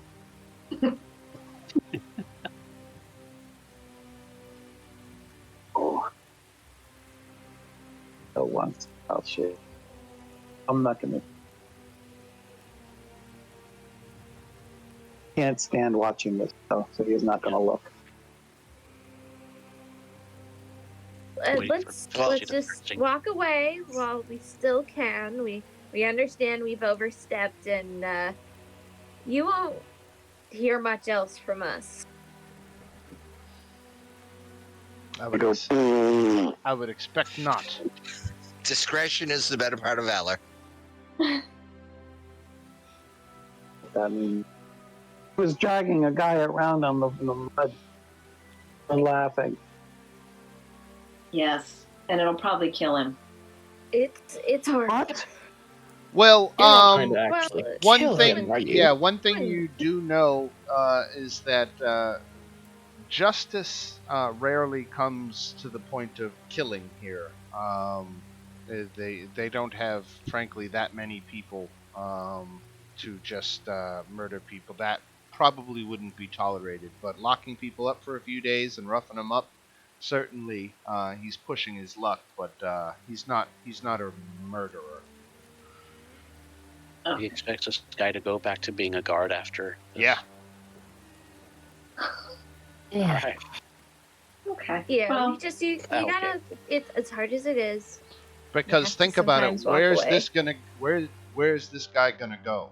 There are no other villages he can go to. You know, he's probably a guard because his dad was a guard and his dad was a guard. Yeah. So yeah, let's discuss this a little more at the end, but let's just walk away while we still can. You never know what we might need here. So let's not completely close off our options here. Good call. I agree. I'm still glaring at him. Yes, With that- I listen. I agree, and I think we we just need to turn a blind eye now. He doesn't want us overstepping, so I mean. So with You know? that, he rides off the street, dragging Lars with him. Perhaps we should have another conversation with Lady Voctor. She said if we saw something, well, he asked us not to overstep, as we're outsiders. So, I don't think she would be better. Honestly, I don't think you can get much worse than, well, what we just witnessed. deal Agree with with- I her agree with you. when we can deal with her. His ego is so fragile, he's going to be the death of this place. Lady Voctor might not be the best replacement, but... well... again, the bar is very low. But we know that she's favors Strahd, so Which Whatever. means that this... Which Yeah, means honest- exactly what? I mean, yeah, well, I don't know, but well, what is on our to-do list right now anyways? The hags tomorrow. Hags tomorrow, an invitation from Strahd. Strahd himself. Yeah, I'm sure this will go well. But that's more of an open invitation whenever we get there. Yeah, pretty much. I mean, I guess we have an excuse to go see Strahd now. I mean, we do have to beat him before the next full moon, so I guess this is how we'll meet him. And I do have a couple questions for him. maybe he could just let us go. Honestly, I doubt that's the case. Yeah, I have a feeling Silas is right there. Why I bring us mean- in just to let us go? He is likely the only reason why we're still alive after the incident at the coffin shop. But what about, Makes the crazy druids? The crazy druids, what did we learn about them?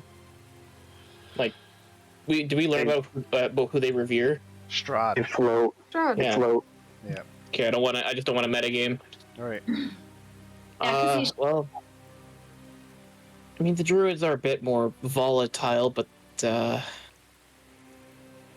they seem loyal to him.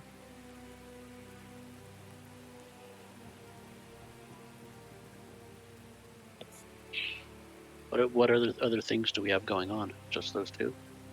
Just those two at the moment. Oh, there's also that missing person case in Erasnu. And the gems. To find the pie lady and her daughters, don't we have to stop by there? I believe.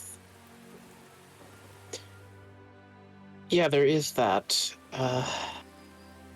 The hags, they're the ones with the gem, right? No, the hags don't have one of the winery gems. They're at the windmill. Okay. Who did the Raven folks say had the other gem? It was Baba Lasaga. Right, and she lives in the ruins of Berez. Correct. Okay. Well, I'm sure she's up to no good with that. There is a place Arginvost told that seems pretty interesting to check out.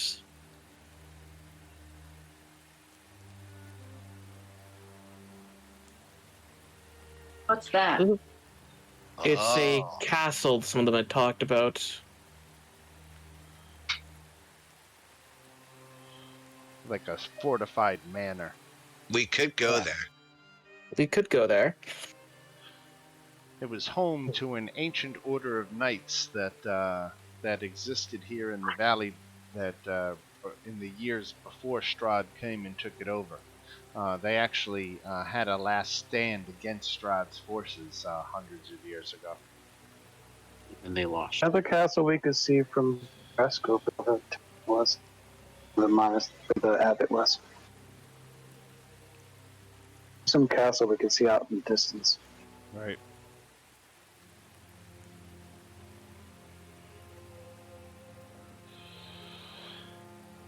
And with that, the daylight hours slip away, and it turns to night. Long rest. Well, you're still a Yeah. few hours off of your long rest. Haven't we been up since like 2 a.m? And I assumed that you went back to bed. Oh. Good nap. Maybe not. Maybe I don't think it matters really either way. But you end up back at the Blue Water Inn. Really for because that's where you're staying. But that's also where tonight's festivities are being held. Now, in addition to the regular crowd, Isaac is here tonight. So let me drop him because he's also here. Oops.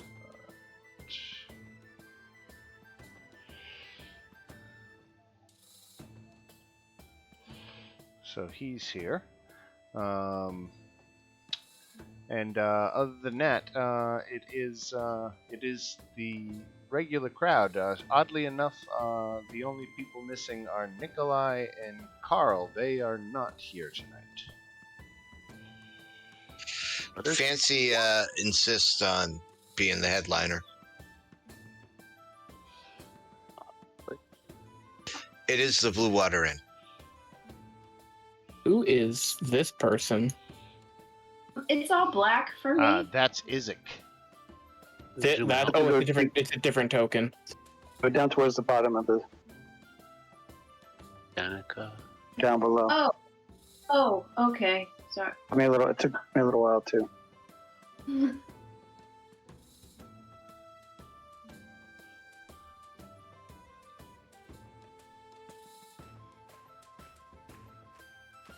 Okay. Any reason for the token change, or is that just what he looks like? That's the default token for it. Something at some Okay. point changed it back, so I'll run with Oh, Who is that? it. Isaac. Isaac. Oh, Yeah, there must have been some kind of update that must have undid my custom token change at some point.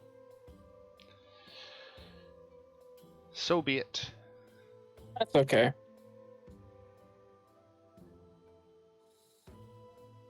Wants a drink. dinner, a beverage. You know, I don't think we should give you anything to drink tonight. Last night proved why that was a bad idea. Didn't have anything to drink last night. Ah, Well, I woke up, had a glass of water, and started feeling sick. I don't know. wait, hold on. Was it Evie who drank, or was that Everett who drank? My sister is dead. Why do you keep I'm bringing not. her up? I'm not saying that in character. I'm asking you because it's very Yes, it was. confusing. Yes, It was Evie Evie. got drunk. Thank you. That's why Everett woke up. Yeah, Everett, she passed out. She thought it was like a pretty drink, so that's why she That's started exactly. drinking. Everett, I think we need to have a conversation. Okay. Look over to Jove. She's just giving you a weird look of like, I don't know what you're looking at me for. We need to let him know what's actually happening because there are some pretty clear gaps in Everett's mind, and we all know exactly why. Okay, you're talking about that. Okay, yeah. It's just, I feel we need to deal with this now, or it might become a problem later. Deal with this problem? now in front of in a tavern. Hey guys, I'll be right back. I just gotta refill my cup real quick. No worries. In No, front I of have a everybody? Look, honestly, this is not a hostile setting to do this in. Well, I mean, if let's go up to one of the rooms and kind of, let them process in private. I think that isn't a bad idea. Perhaps. Who's processing? We just need to get this dealt with. So I have a question. Does Evie Everett's body change when the personality does, or is it the same? A lot of game, it's the same. I don't know if I went through like a transformation. Nope. Everett has no idea. Neither does Evie. You're going to blow their minds. Then we serve more alcohol to help them get over it. Yes. We do not need to be serving minors alcohol. How old is Evie supposed to be? Everett and Evie are 15. Like they're twins? I thought Evie was younger. One person. Oh, Evie and Everett are the same. She does not act like a 15-year-old. Exactly. Her body doesn't look like a 15-year-old. Her body is the same. Fancy doesn't drink. Fancy's a very weird musician. Because Fancy's working, right? Fancy's always working. Fancy's working the room. Hey, you get free board and food and drink. Why wouldn't you drink? Fancy is trying to heal the world with rock and roll. It is an interesting goal. And alcohol doesn't help in that? Oh, it does. No. Okay, so as you guys are passing the night away here, the mood is still somber. Obviously, people are having their obligatory celebrations, but in such a small town, many people know one of the people who was killed. And so there's a lot of unsettled feeling. People feel vulnerable, and because of it, they're leaving early and heading back out into the streets. And it is a few hours into the evening. Let me see exactly. We'll call it 8 p.m. Why not? And there is a high-pitched scream from outside. Not so high-pitched that it's a woman's scream, but rather like it's a man's very frightened scream in the distance, followed by a very thunderous roar. That's the cart. Bloody hell, not this again. The wagon, right. There was something in there. Right. Yeah, so I think we should talk to Rictavio about what we had, wondering what was in the back of his wagon.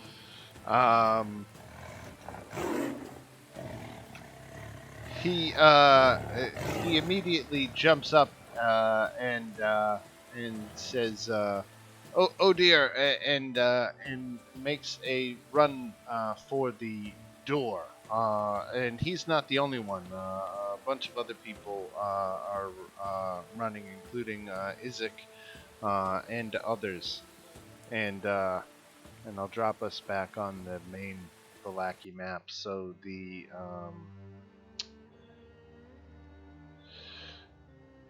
sound of the roaring was coming from the eastern part of town, and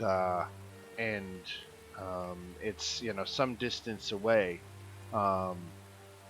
but as you hit the outside streets, many people are clearing the streets. After what happened, they think it's another vampire attack, and they're freaking out. What do you guys want to do? We're just hearing roaring, right? Like just an Right. animal roar. Right. Right. Well, I don't think vampires roar, but we should probably go check that out. Werewolves. I like the same roar that came back when we. Did it roar? No, it didn't roar. No, sorry. I thought.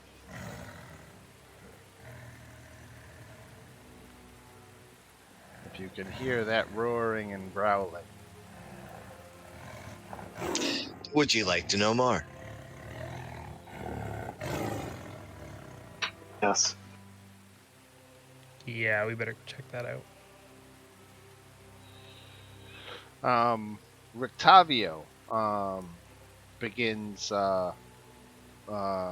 hits the street and begins running that way. Izik hits the street and immediately alerts one of the nearby guards to go and fetch some others.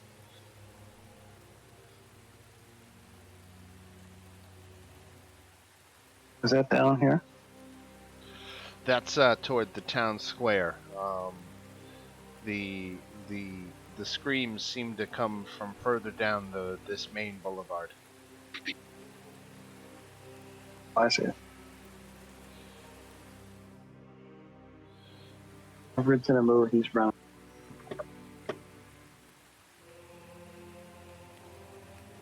So we should head that way. Move us.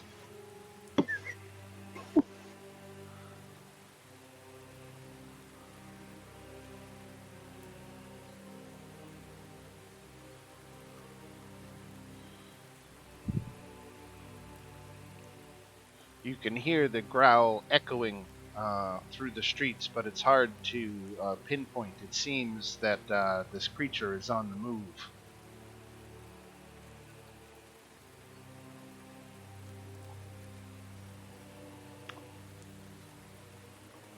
You have no idea which direction Um, it's going?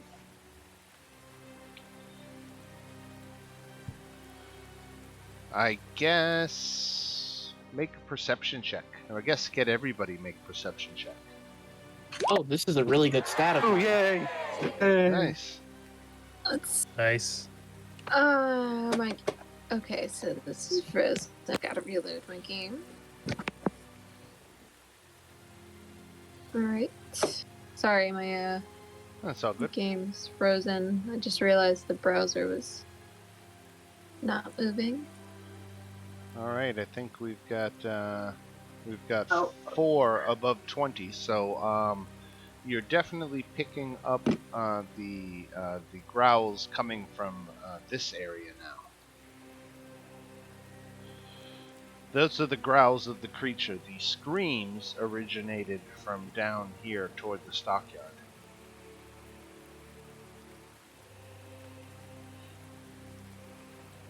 Where did Rick Toppy go? Did we see? Rictavio went toward the stockyard.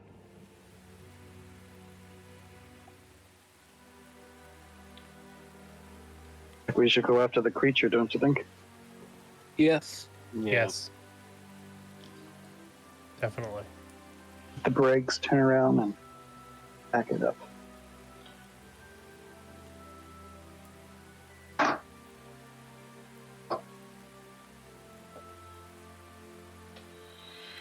All right.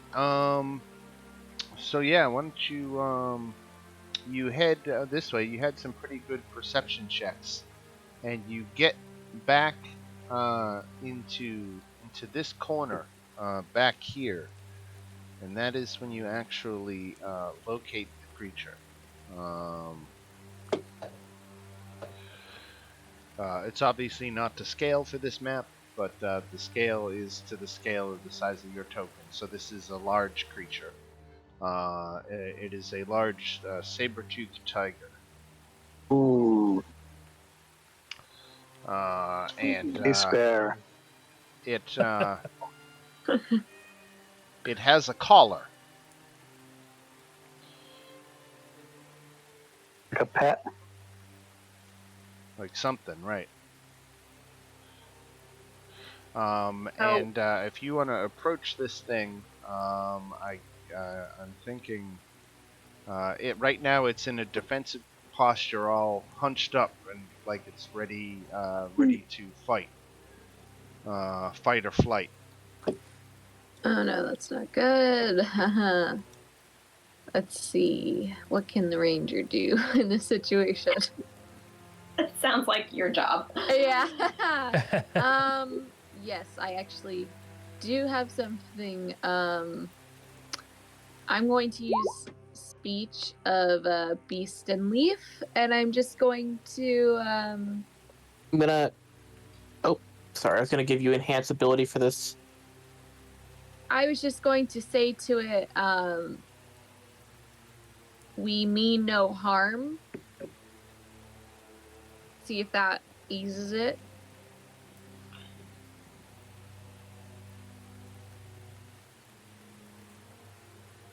No, I might even attempt to ask. All right. Well, I Why guess don't it you doesn't- get advantage on a persuasion check? Okay. Of course, persuasion check.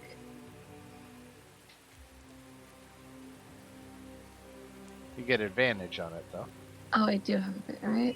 Take it. Well, All right. It doesn't immediately attack. It's a start. cool. Let me see if I have spell slots because I also do. I was hoping that would be enough to kind of see if it would calm down. So I do have one level slot left. I do have speak with animals. Do you guys care if I ask what it's doing here, or? No, I think that's probably the best way. Yeah. Yeah, Okay. that would be really helpful. Okay, well, it's not calming down, so I will cast my last slot there. I do have one more spell slot, but I'm just gonna be like... If you are gonna speak with it, I'm just gonna go ahead and give you a quick enhance ability. Great.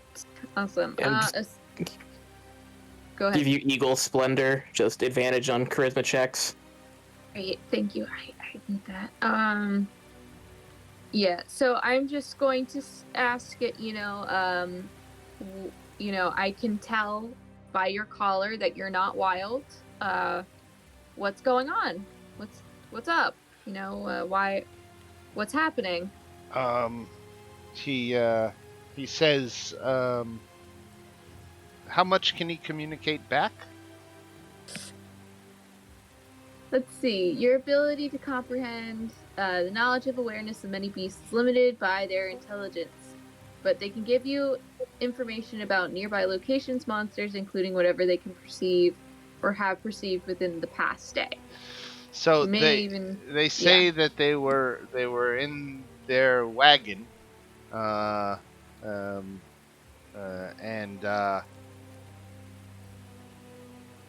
something came and disturbed them, and agitated them, and so it freaked them out, and they are looking for a way out.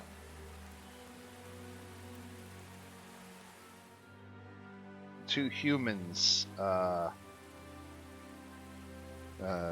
come and just disturbed me while I was resting. Oh no, that's bad. Do you wanna go back to where you were in the in the little van? Is that okay? It was a small room, but the man fed me well. Okay. Well, if you don't mind, we can bring you back there and we can wait. Just want to make sure no one tries to hurt you. There are many humans about, screaming and making me upset. Okay. I'm so sorry about that. Yeah, humans are scary. I get it. I spend so much time in the wild. It's weird their ways, like sleeping in houses and never leaving an area. Some of them live here and they never leave, and that's strange. So I can understand that. I mean, me and my group can escort you, and we'll make sure no one disturbs you. All right. He agrees to go with you. All right, and I will turn back to the group and say, okay, so our friend here was just, chilling in the caravan. He's agreed to come back. We just have to make sure no one bothers him on his way back. He's very scared. He doesn't like humans. We can get him back in there. Everything should be good. So let's clear the way and get him back into that caravan. Fancy's on board. Maybe I mean, that's a couple of us should go ahead.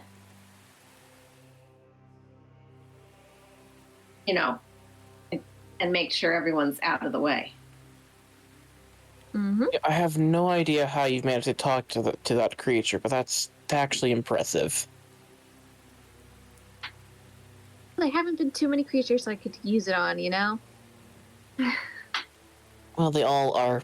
Everything here has been sort of an attack first thing. Yeah. So let's do our best to escort this guy back safely. Does he have a name? Oh yeah, do they have a name? I'm gonna ask. The man didn't give him one. It's also Edgar Winters. Yeah. Tiger Tavio. I was just about to say, not everything that's wild. Names are very much so a human kind of. Well, I guess not only human, but names aren't exactly a thing to the wild. Kingdom. Right. Like it's the animal kingdom. I mean, even to myself, I can totally relate to that. I didn't give myself this name. No one gave me this. Well, someone gave me this name, but I don't want to talk about it. Sounds personal. What a nice name. Yeah. Would I be dating myself if I called him Snagglepuss? I'm sorry, what? The answer is yes. So would I be dating myself if I called him Snagglepuss? Mm. Okay. I think he likes had a the name. pet saber tooth here. Exit stage That left. and his exact. Well, yeah, that's right. Let's just head back at this point. Let's get him to the caravan, and then the caravan is by the stockyard, right? Right. Yeah. So I mean, we're headed Rick over there Tigero. anyway. I love it. Rick Tigero.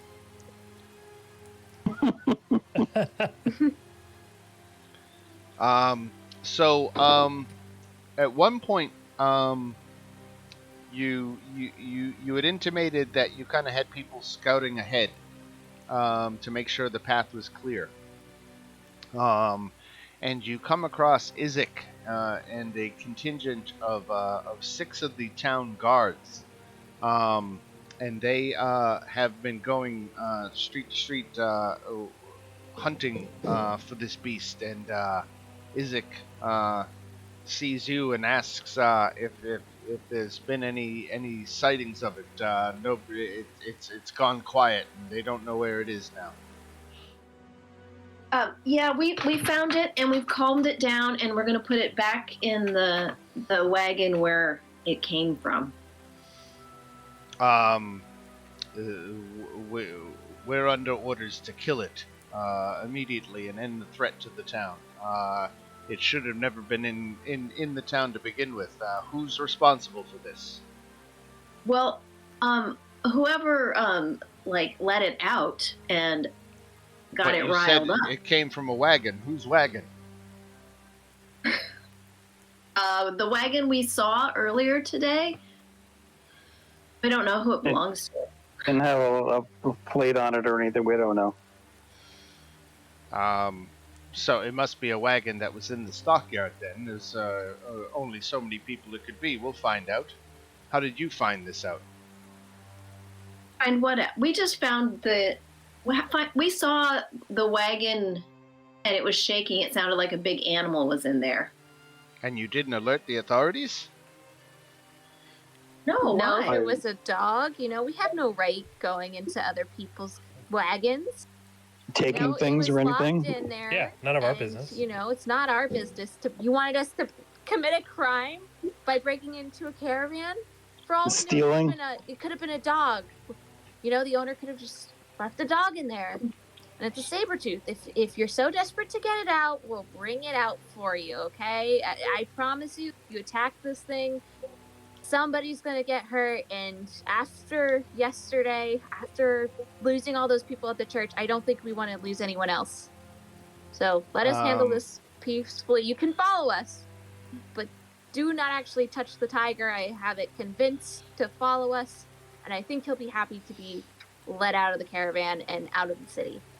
Nah, Isaac wants to confront you. He wants to kill this thing immediately.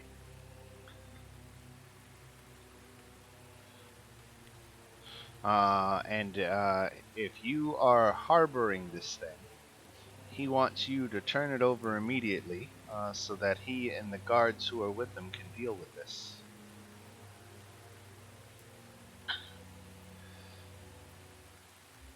Here, we'll put everybody back here.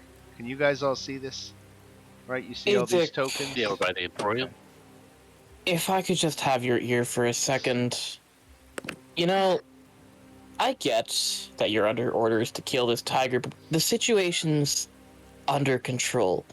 There's no need for bloodshed. Yes, it shouldn't have been in the town, but it's here now.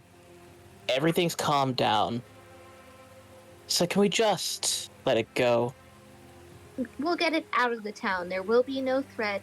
There is no threat so long as no one touches this thing. We can just get it out of town, and then everything will be okay. He's gonna fight you. Zick, Really? I don't Yep. want to make this personal, What? but there are some people who would be very interested in hearing about your collection that I don't think you want them to know about. I can let this go if you just let us deal with the saber-toothed tiger on our own.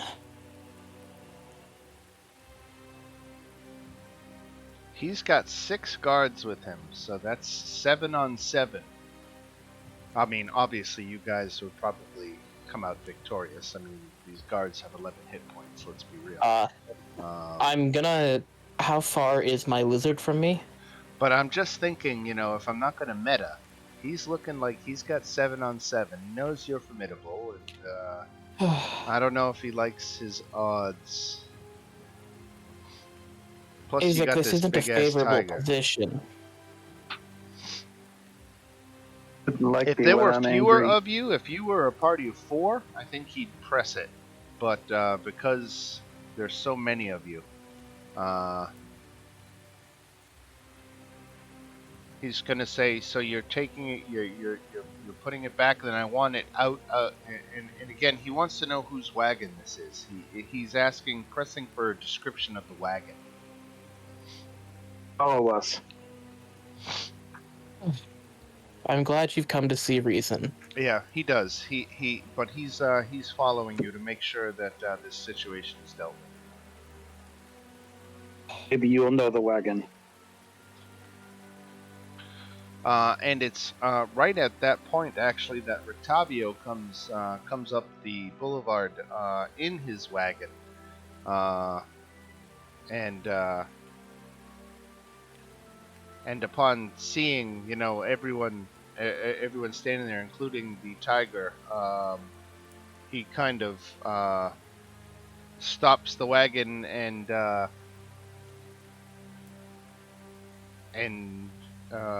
asks,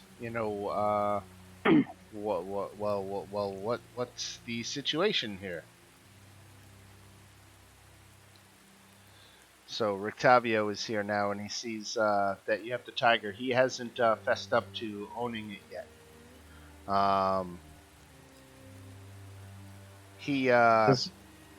You know what he does? He says, "Please don't harm the beast. I've been looking for such a thing for my carnival act. It would be a shame to bring harm to such a creature. Please let me take it off your hands." And Izek interrupts and says, we know that it came from your wagon to begin with, and he's placing Rictavio under arrest for having brought the thing, or he threatens to. But he says, with everything going on, he will be satisfied with Rictavio leaving town right now with the tiger. If that is agreeable to you all, Izek says in kind of annoyed deference. Sounds like a great plan. Rictavio kind of falls over himself with thanks and loads the tiger up into the wagon and makes his way out to the western gate. And he again apologizes and says, "Don't worry, Izek, warns him never to show his face in town again." And Rictavio says he won't be a bother, and with that he again thanks and motors on out. So you were able to save the tiger from Izek's guards, and now you're left standing there with Izek and the guards in the rain. And he says to you, I hope you're happy now. I think it would have been safer to just kill the thing and be done with it. But I didn't want another fight on my hands. You would be wise not to put yourself at odds with me in the future. Your men do look a little tired, Izek. It's been a busy day. Right. Well, I believe our business has concluded. Shake his hand, but he's only got one. It's a little rude to stare, isn't it? I was just noticing. All right, so I'm just trying to see if Izek isn't happy. But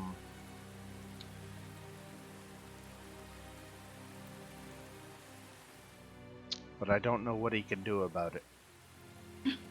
Yeah, life's like that, isn't it? Right. Yeah, this is going to be a little shocking, but I don't really care that he's upset. Yeah. Yeah. No, we definitely have an enemy, but I mean, no tears shed by me. Yeah. Tough rocks, pal. Right. He does say to you,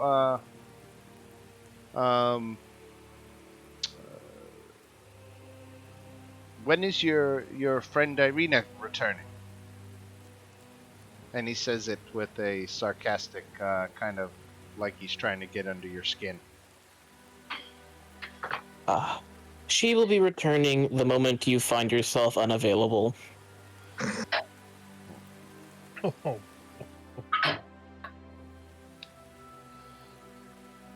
had a few words to say about you. Right. I can't repeat them. I'm too young. Trust me, I'm going to be getting under his skin.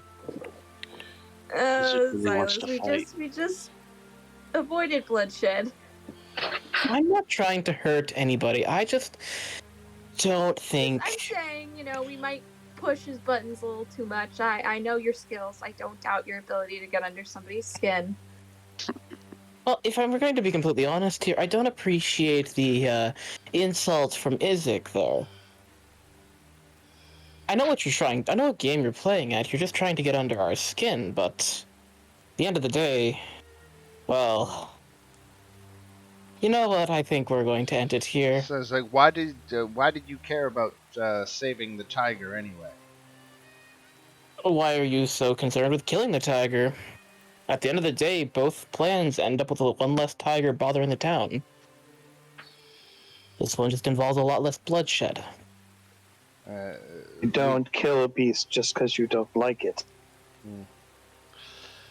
Well, with that,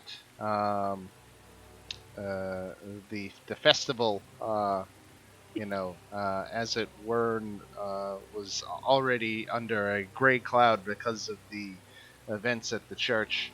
But now this has everyone spooked. So he obviously, Isaac knows that you didn't have anything with the release of the tiger because you were obviously in the tavern with him at the same time it went out. But he does want to know how if the thing was in Rictavio's wagon, how it got free. And he's going to be conducting an investigation as he does, and with that, he retires for the night, and that leaves you guys here in town in the last few hours of the day. Before you can get in that awaited long rest again. Once Isaac is out of earshot, Silas just bursts into laughter. Oh, what a fucking fool. That man really wants to die. Yeah, he could be dangerous, though. Oh, no doubt about it. No doubt about that, but he seems to have this tendency to want to run into suicide, and I am starting to consider whether it's worth stopping him now or not. I would do it just so he doesn't ask us about Irina anymore. God, he wants to get under my skin, but well, I mean, it's me we're talking about. Right. You know how this goes. I'm gonna be living in that head rent-free for a long time. So Rictavio left town via the western gate. He took his tiger and was thankful to be given the chance to get away with it. And I don't know that you will see him at the Blue Water Inn anymore. I would like to go take a stop at the toy shop. All right, at Blinsky's toy shop. Okay. I'm just gonna do it when I have a moment to get away from the party. Sure. Oh, so the rest of going to the inn. I need a drink. So the cramped shop has a dark entrance portico above which hangs a wooden sign shaped like a rocking horse with the B engraved on both sides. Flanking the entrance are two arched lead frame windows, and through the dirty glass you see jumbled displays of toys hanging placards bearing the slogan, "Is no fun, is no Blinsky." Yeah, I'll open the door and walk in. All right, and Gadoff Blinsky, the proprietor, is in there with his monkey Piccolo. I love that slogan. Good evening, Blinsky. Good evening to you. What can I do for you, friend? Well, I just had an unfortunate run-in with Isaac, and I have something I would like to get done. He gets very nervous at the mention of Isaac. You know those dolls you've been making for him? Yes? About that. Because I have a plan to really get under his skin. I would like you to make me one, and I want you to make it the finest you've ever done, and I will toss down 10 gold for this. But don't, okay. Isaac, because I have a plan. Okay. And I require the best doll of Irina you can possibly produce. Okay. Yes, I know it's a little strange. Actually, it's very strange, but trust me, this is going to be magnificent. It says it will take him a week to make it. Wonderful. And I'll pass him the 10 gold. Make a note. Today is day 9. Day 9. So on day 16, he will have that ready for you. Fantastic. Remember, don't tell Isaac about this little project. Okay. And Silas, with a wide grin, just leaves. All right. That I have business is done. plans. All right. You got a doll on commission. It'll take a week. Yep. All right. Everybody else content with getting in to long rest territory? Yes. Yeah, Alright. makes sense. Before we I need a drink before bed, though.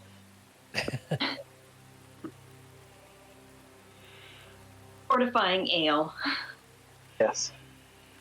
So it is 6 in the morning on day 10. You have all had your long rest, and the day is before you. Day 10 or day 9? Rictavio is gone.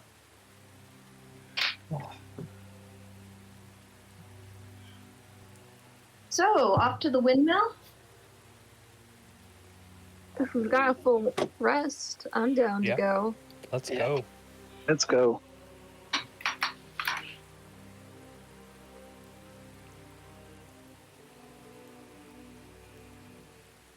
All right, let's see. We'll start from the eastern part of Valaki here, and we will move along the old Svaleg Road.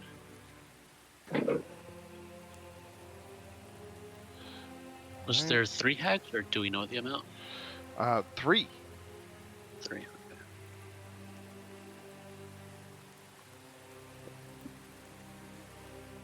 Okay. All right, so your first hour into the trip takes you to this this hairpin turn as it starts winding through the lower mountainous foothills here, and you hook around that turn. Let's see. Oops, get right here.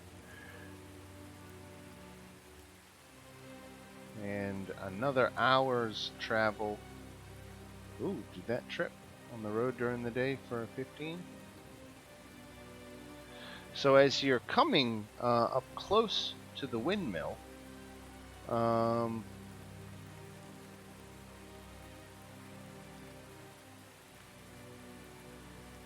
the wrong one. Here we go. On the road during the day is 18 plus. Okay, so we got a random encounter right as you were arriving. Okay, you guys already have Treebane, right? Yes. Okay, Yeah. so it's not that. That's what it would have been, but you already found it. So you find a corpse just off the side of the road in the brush. That belonged to a Barovian man who was looks like he was torn to pieces by wolves. But that is the random encounter.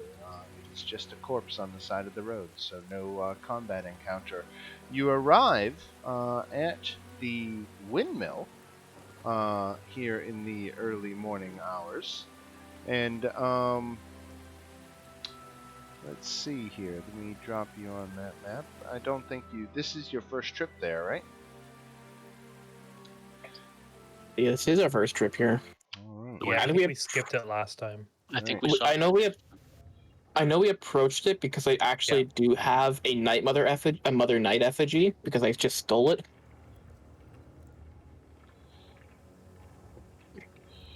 We didn't go to the windmill proper.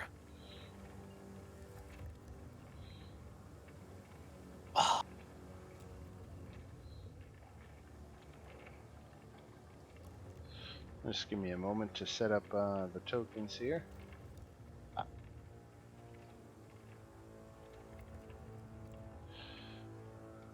All right.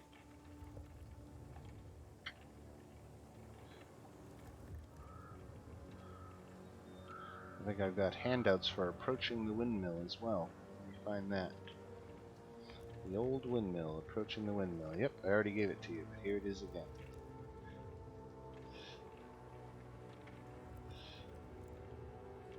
It's just like Jaws. Yeah. Man, I have some fucking plans for that doll.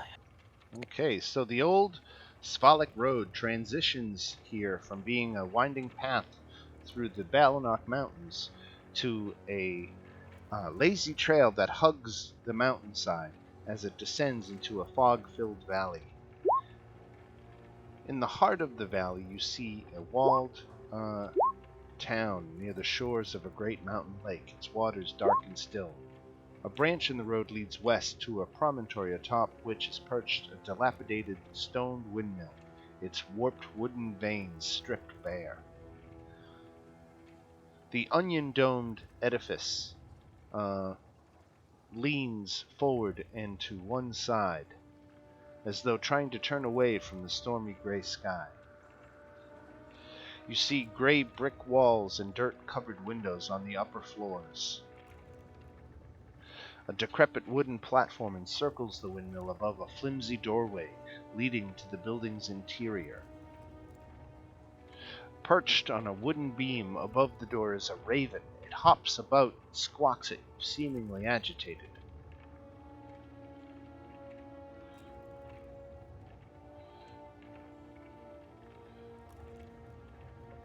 I think you can all see now, right? Yep. Yeah, no. Yep. So that looks like one of our raven friends.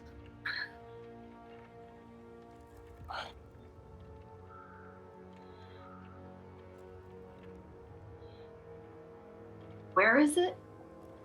It's perched on this wooden scaffolding that encircles the windmill.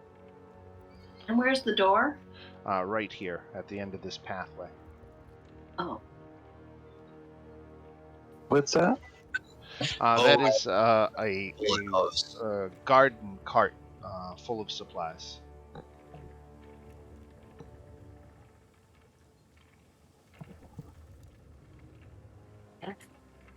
I'm just gonna take a couple steps forward towards the cart. What could possibly go wrong? We should all go up to the doorway. It'll be fine. There's no one outside, right? That we can see. No. I would like to cast Enhance ability on myself, just because I don't like what I'm... And I'm just gonna give myself advantage on Wisdom saves. I just have a feeling that that might pop up, and Wisdom isn't a particularly good stat of mine. I'm gonna go around the back. Yeah, I'm gonna walk the perimeter. Okay. Is it Everett? Right.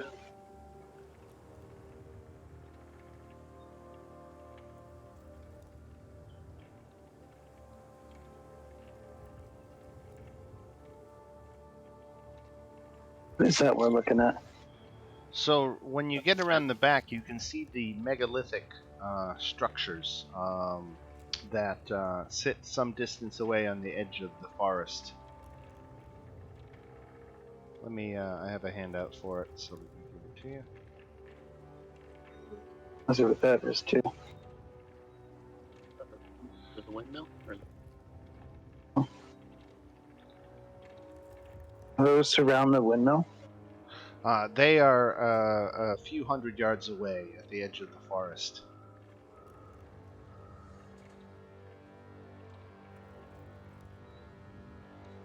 Regular random rocks, but that possible.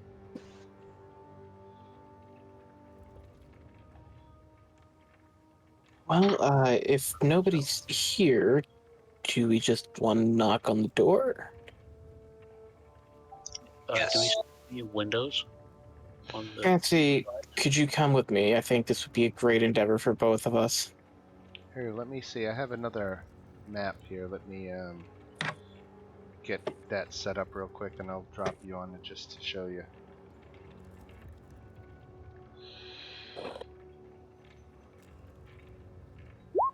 Oh, that's the windmill.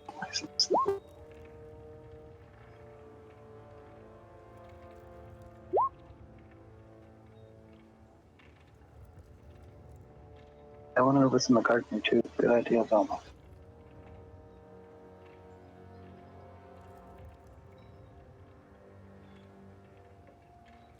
Okay. All I can see is very, very quiet. You see this.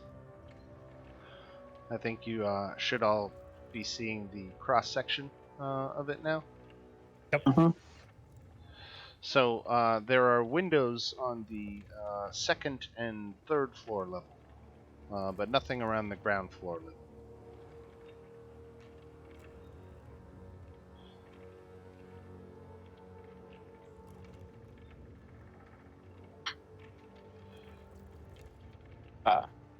Yeah, I'm gonna just wait for Fancy because we should probably go knock on the door.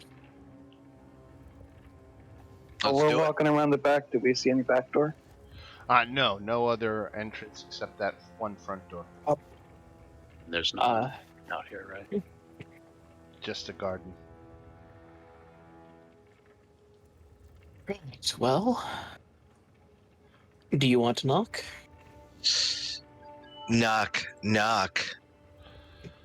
So after knocking at the door, there's a little peephole in the door, and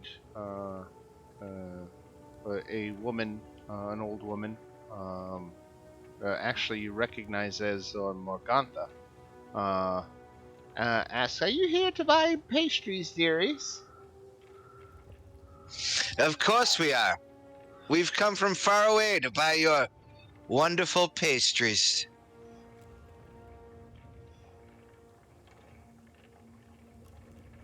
Okay, and with that, right. Didn't wasn't I compulsed to eat more of that pie like 24 hours after I ate it? You were. You were. There was some addiction issues that you were able to get under control, but it was uncomfortable. Yeah. Just Chove is gonna have a very unpleasant look remembering that.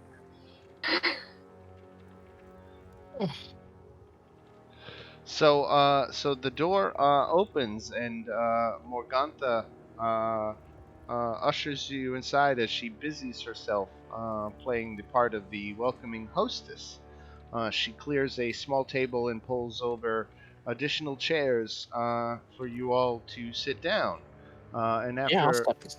making you comfortable, she's saying, "So, how many pastries would you like?"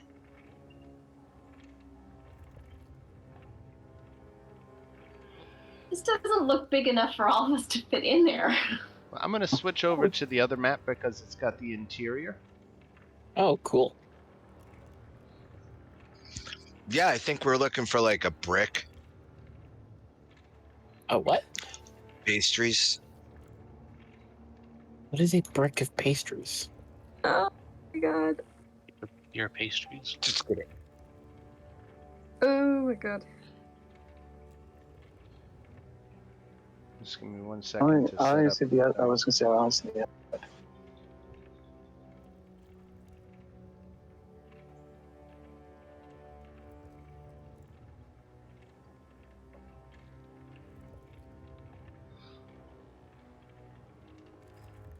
Okay. Let's get you all over here on level 1.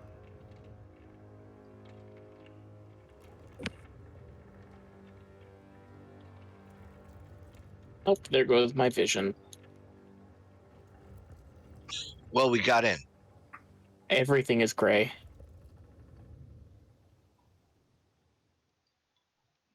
Door is open now. See the door. Yeah. See the door. Dan, I don't think I have sight anymore. Yeah, it's all gray. I'm gonna turn off. No, if I turn off dynamic lighting, that won't exactly work. Try refreshing. Yeah, I'll try refreshing.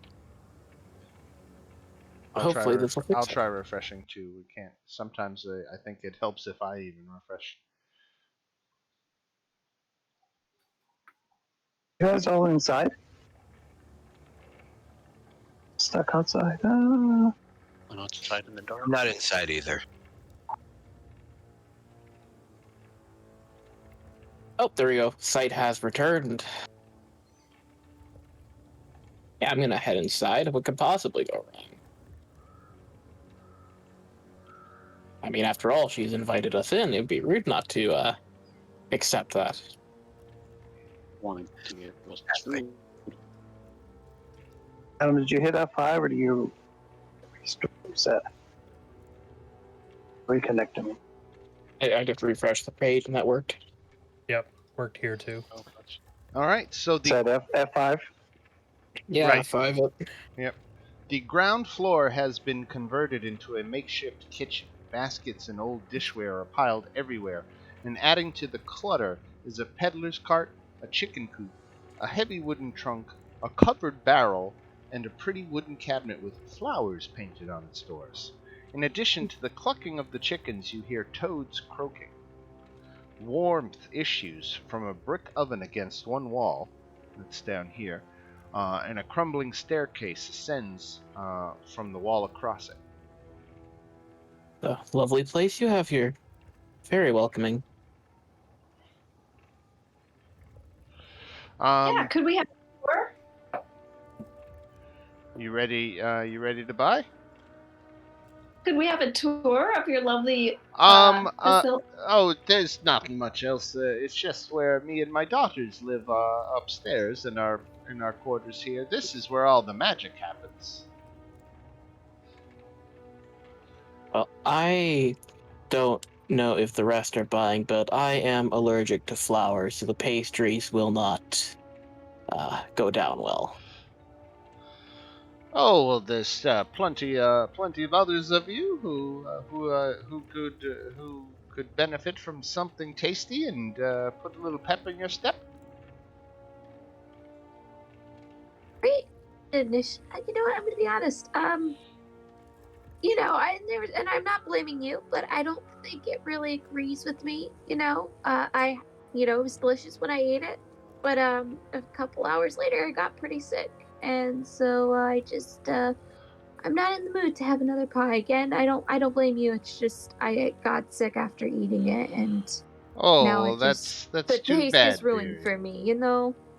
That's too bad, dearie. Well, I'm afraid if you guys aren't here to buy like you said you were, we have lots of work to do, baking and whatnot. So I will have to bid you good day if you're not here to buy. Before we leave, may I ask a question? Yes.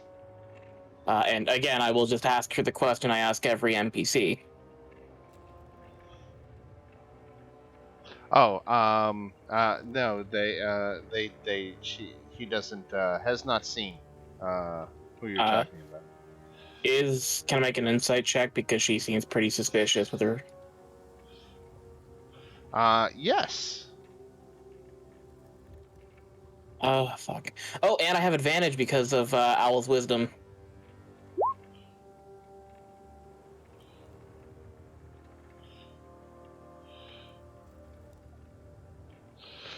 So yeah, she seems to be forthcoming. Okay, cool. Morgantha, what's up the stairs? That's just where my daughters and I sleep. Go up and see. I love this place. No, you're not allowed up there. So it's just you and your daughters that live here? That work out? Yes. And I'm afraid I will have to ask you to leave now and take the little one with you. They're going to get them. There's machinery on that second floor. They could get hurt. Well, honestly, we heard that there was a child here.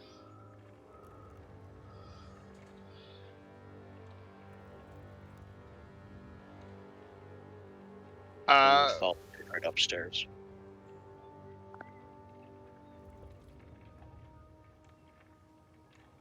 So this is what you can see peeking upstairs on the second floor of the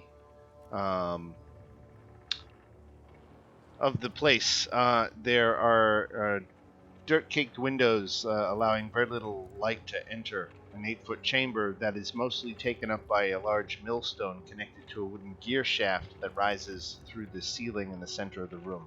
And there's another stone staircase that continues up. third level. But Morgantha is becoming very irate at this point and screaming at you to get out of her house now. Who's this? Hi. Who are you?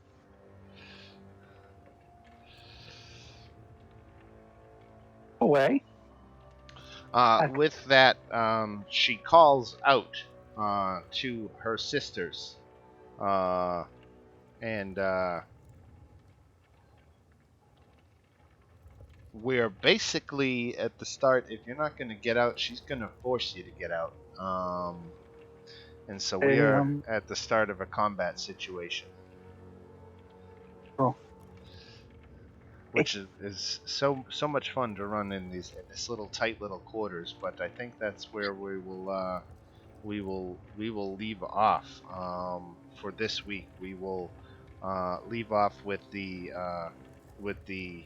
prospect of a fight. You guys have forced your way upstairs inside the windmill.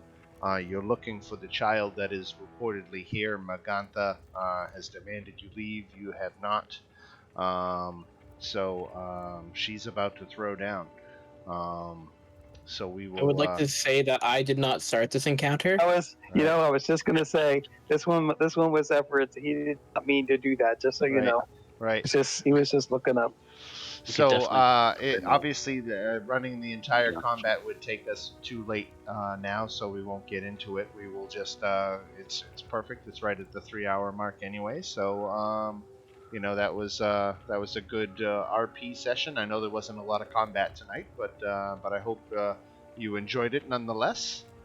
I had a lot of fun. It was a little bit different, a little bit more stuff in town going on, and anyway, yeah, that was a good one. And I'm trying to think here. I think, yeah, we will leave off here with Morgantha about to show you what she's really all about. Oh, Dan. Yes. After the game, I'm just gonna send you a message regarding some stuff for backstory reasons. Okay, very good.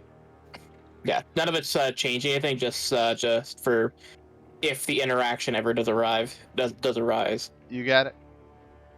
Cool. I can't wait for you guys to actually get Everett or Evie down. I was hoping that was going to happen. That would have been interesting. Yeah, well, we got interrupted. It's okay. It'll happen.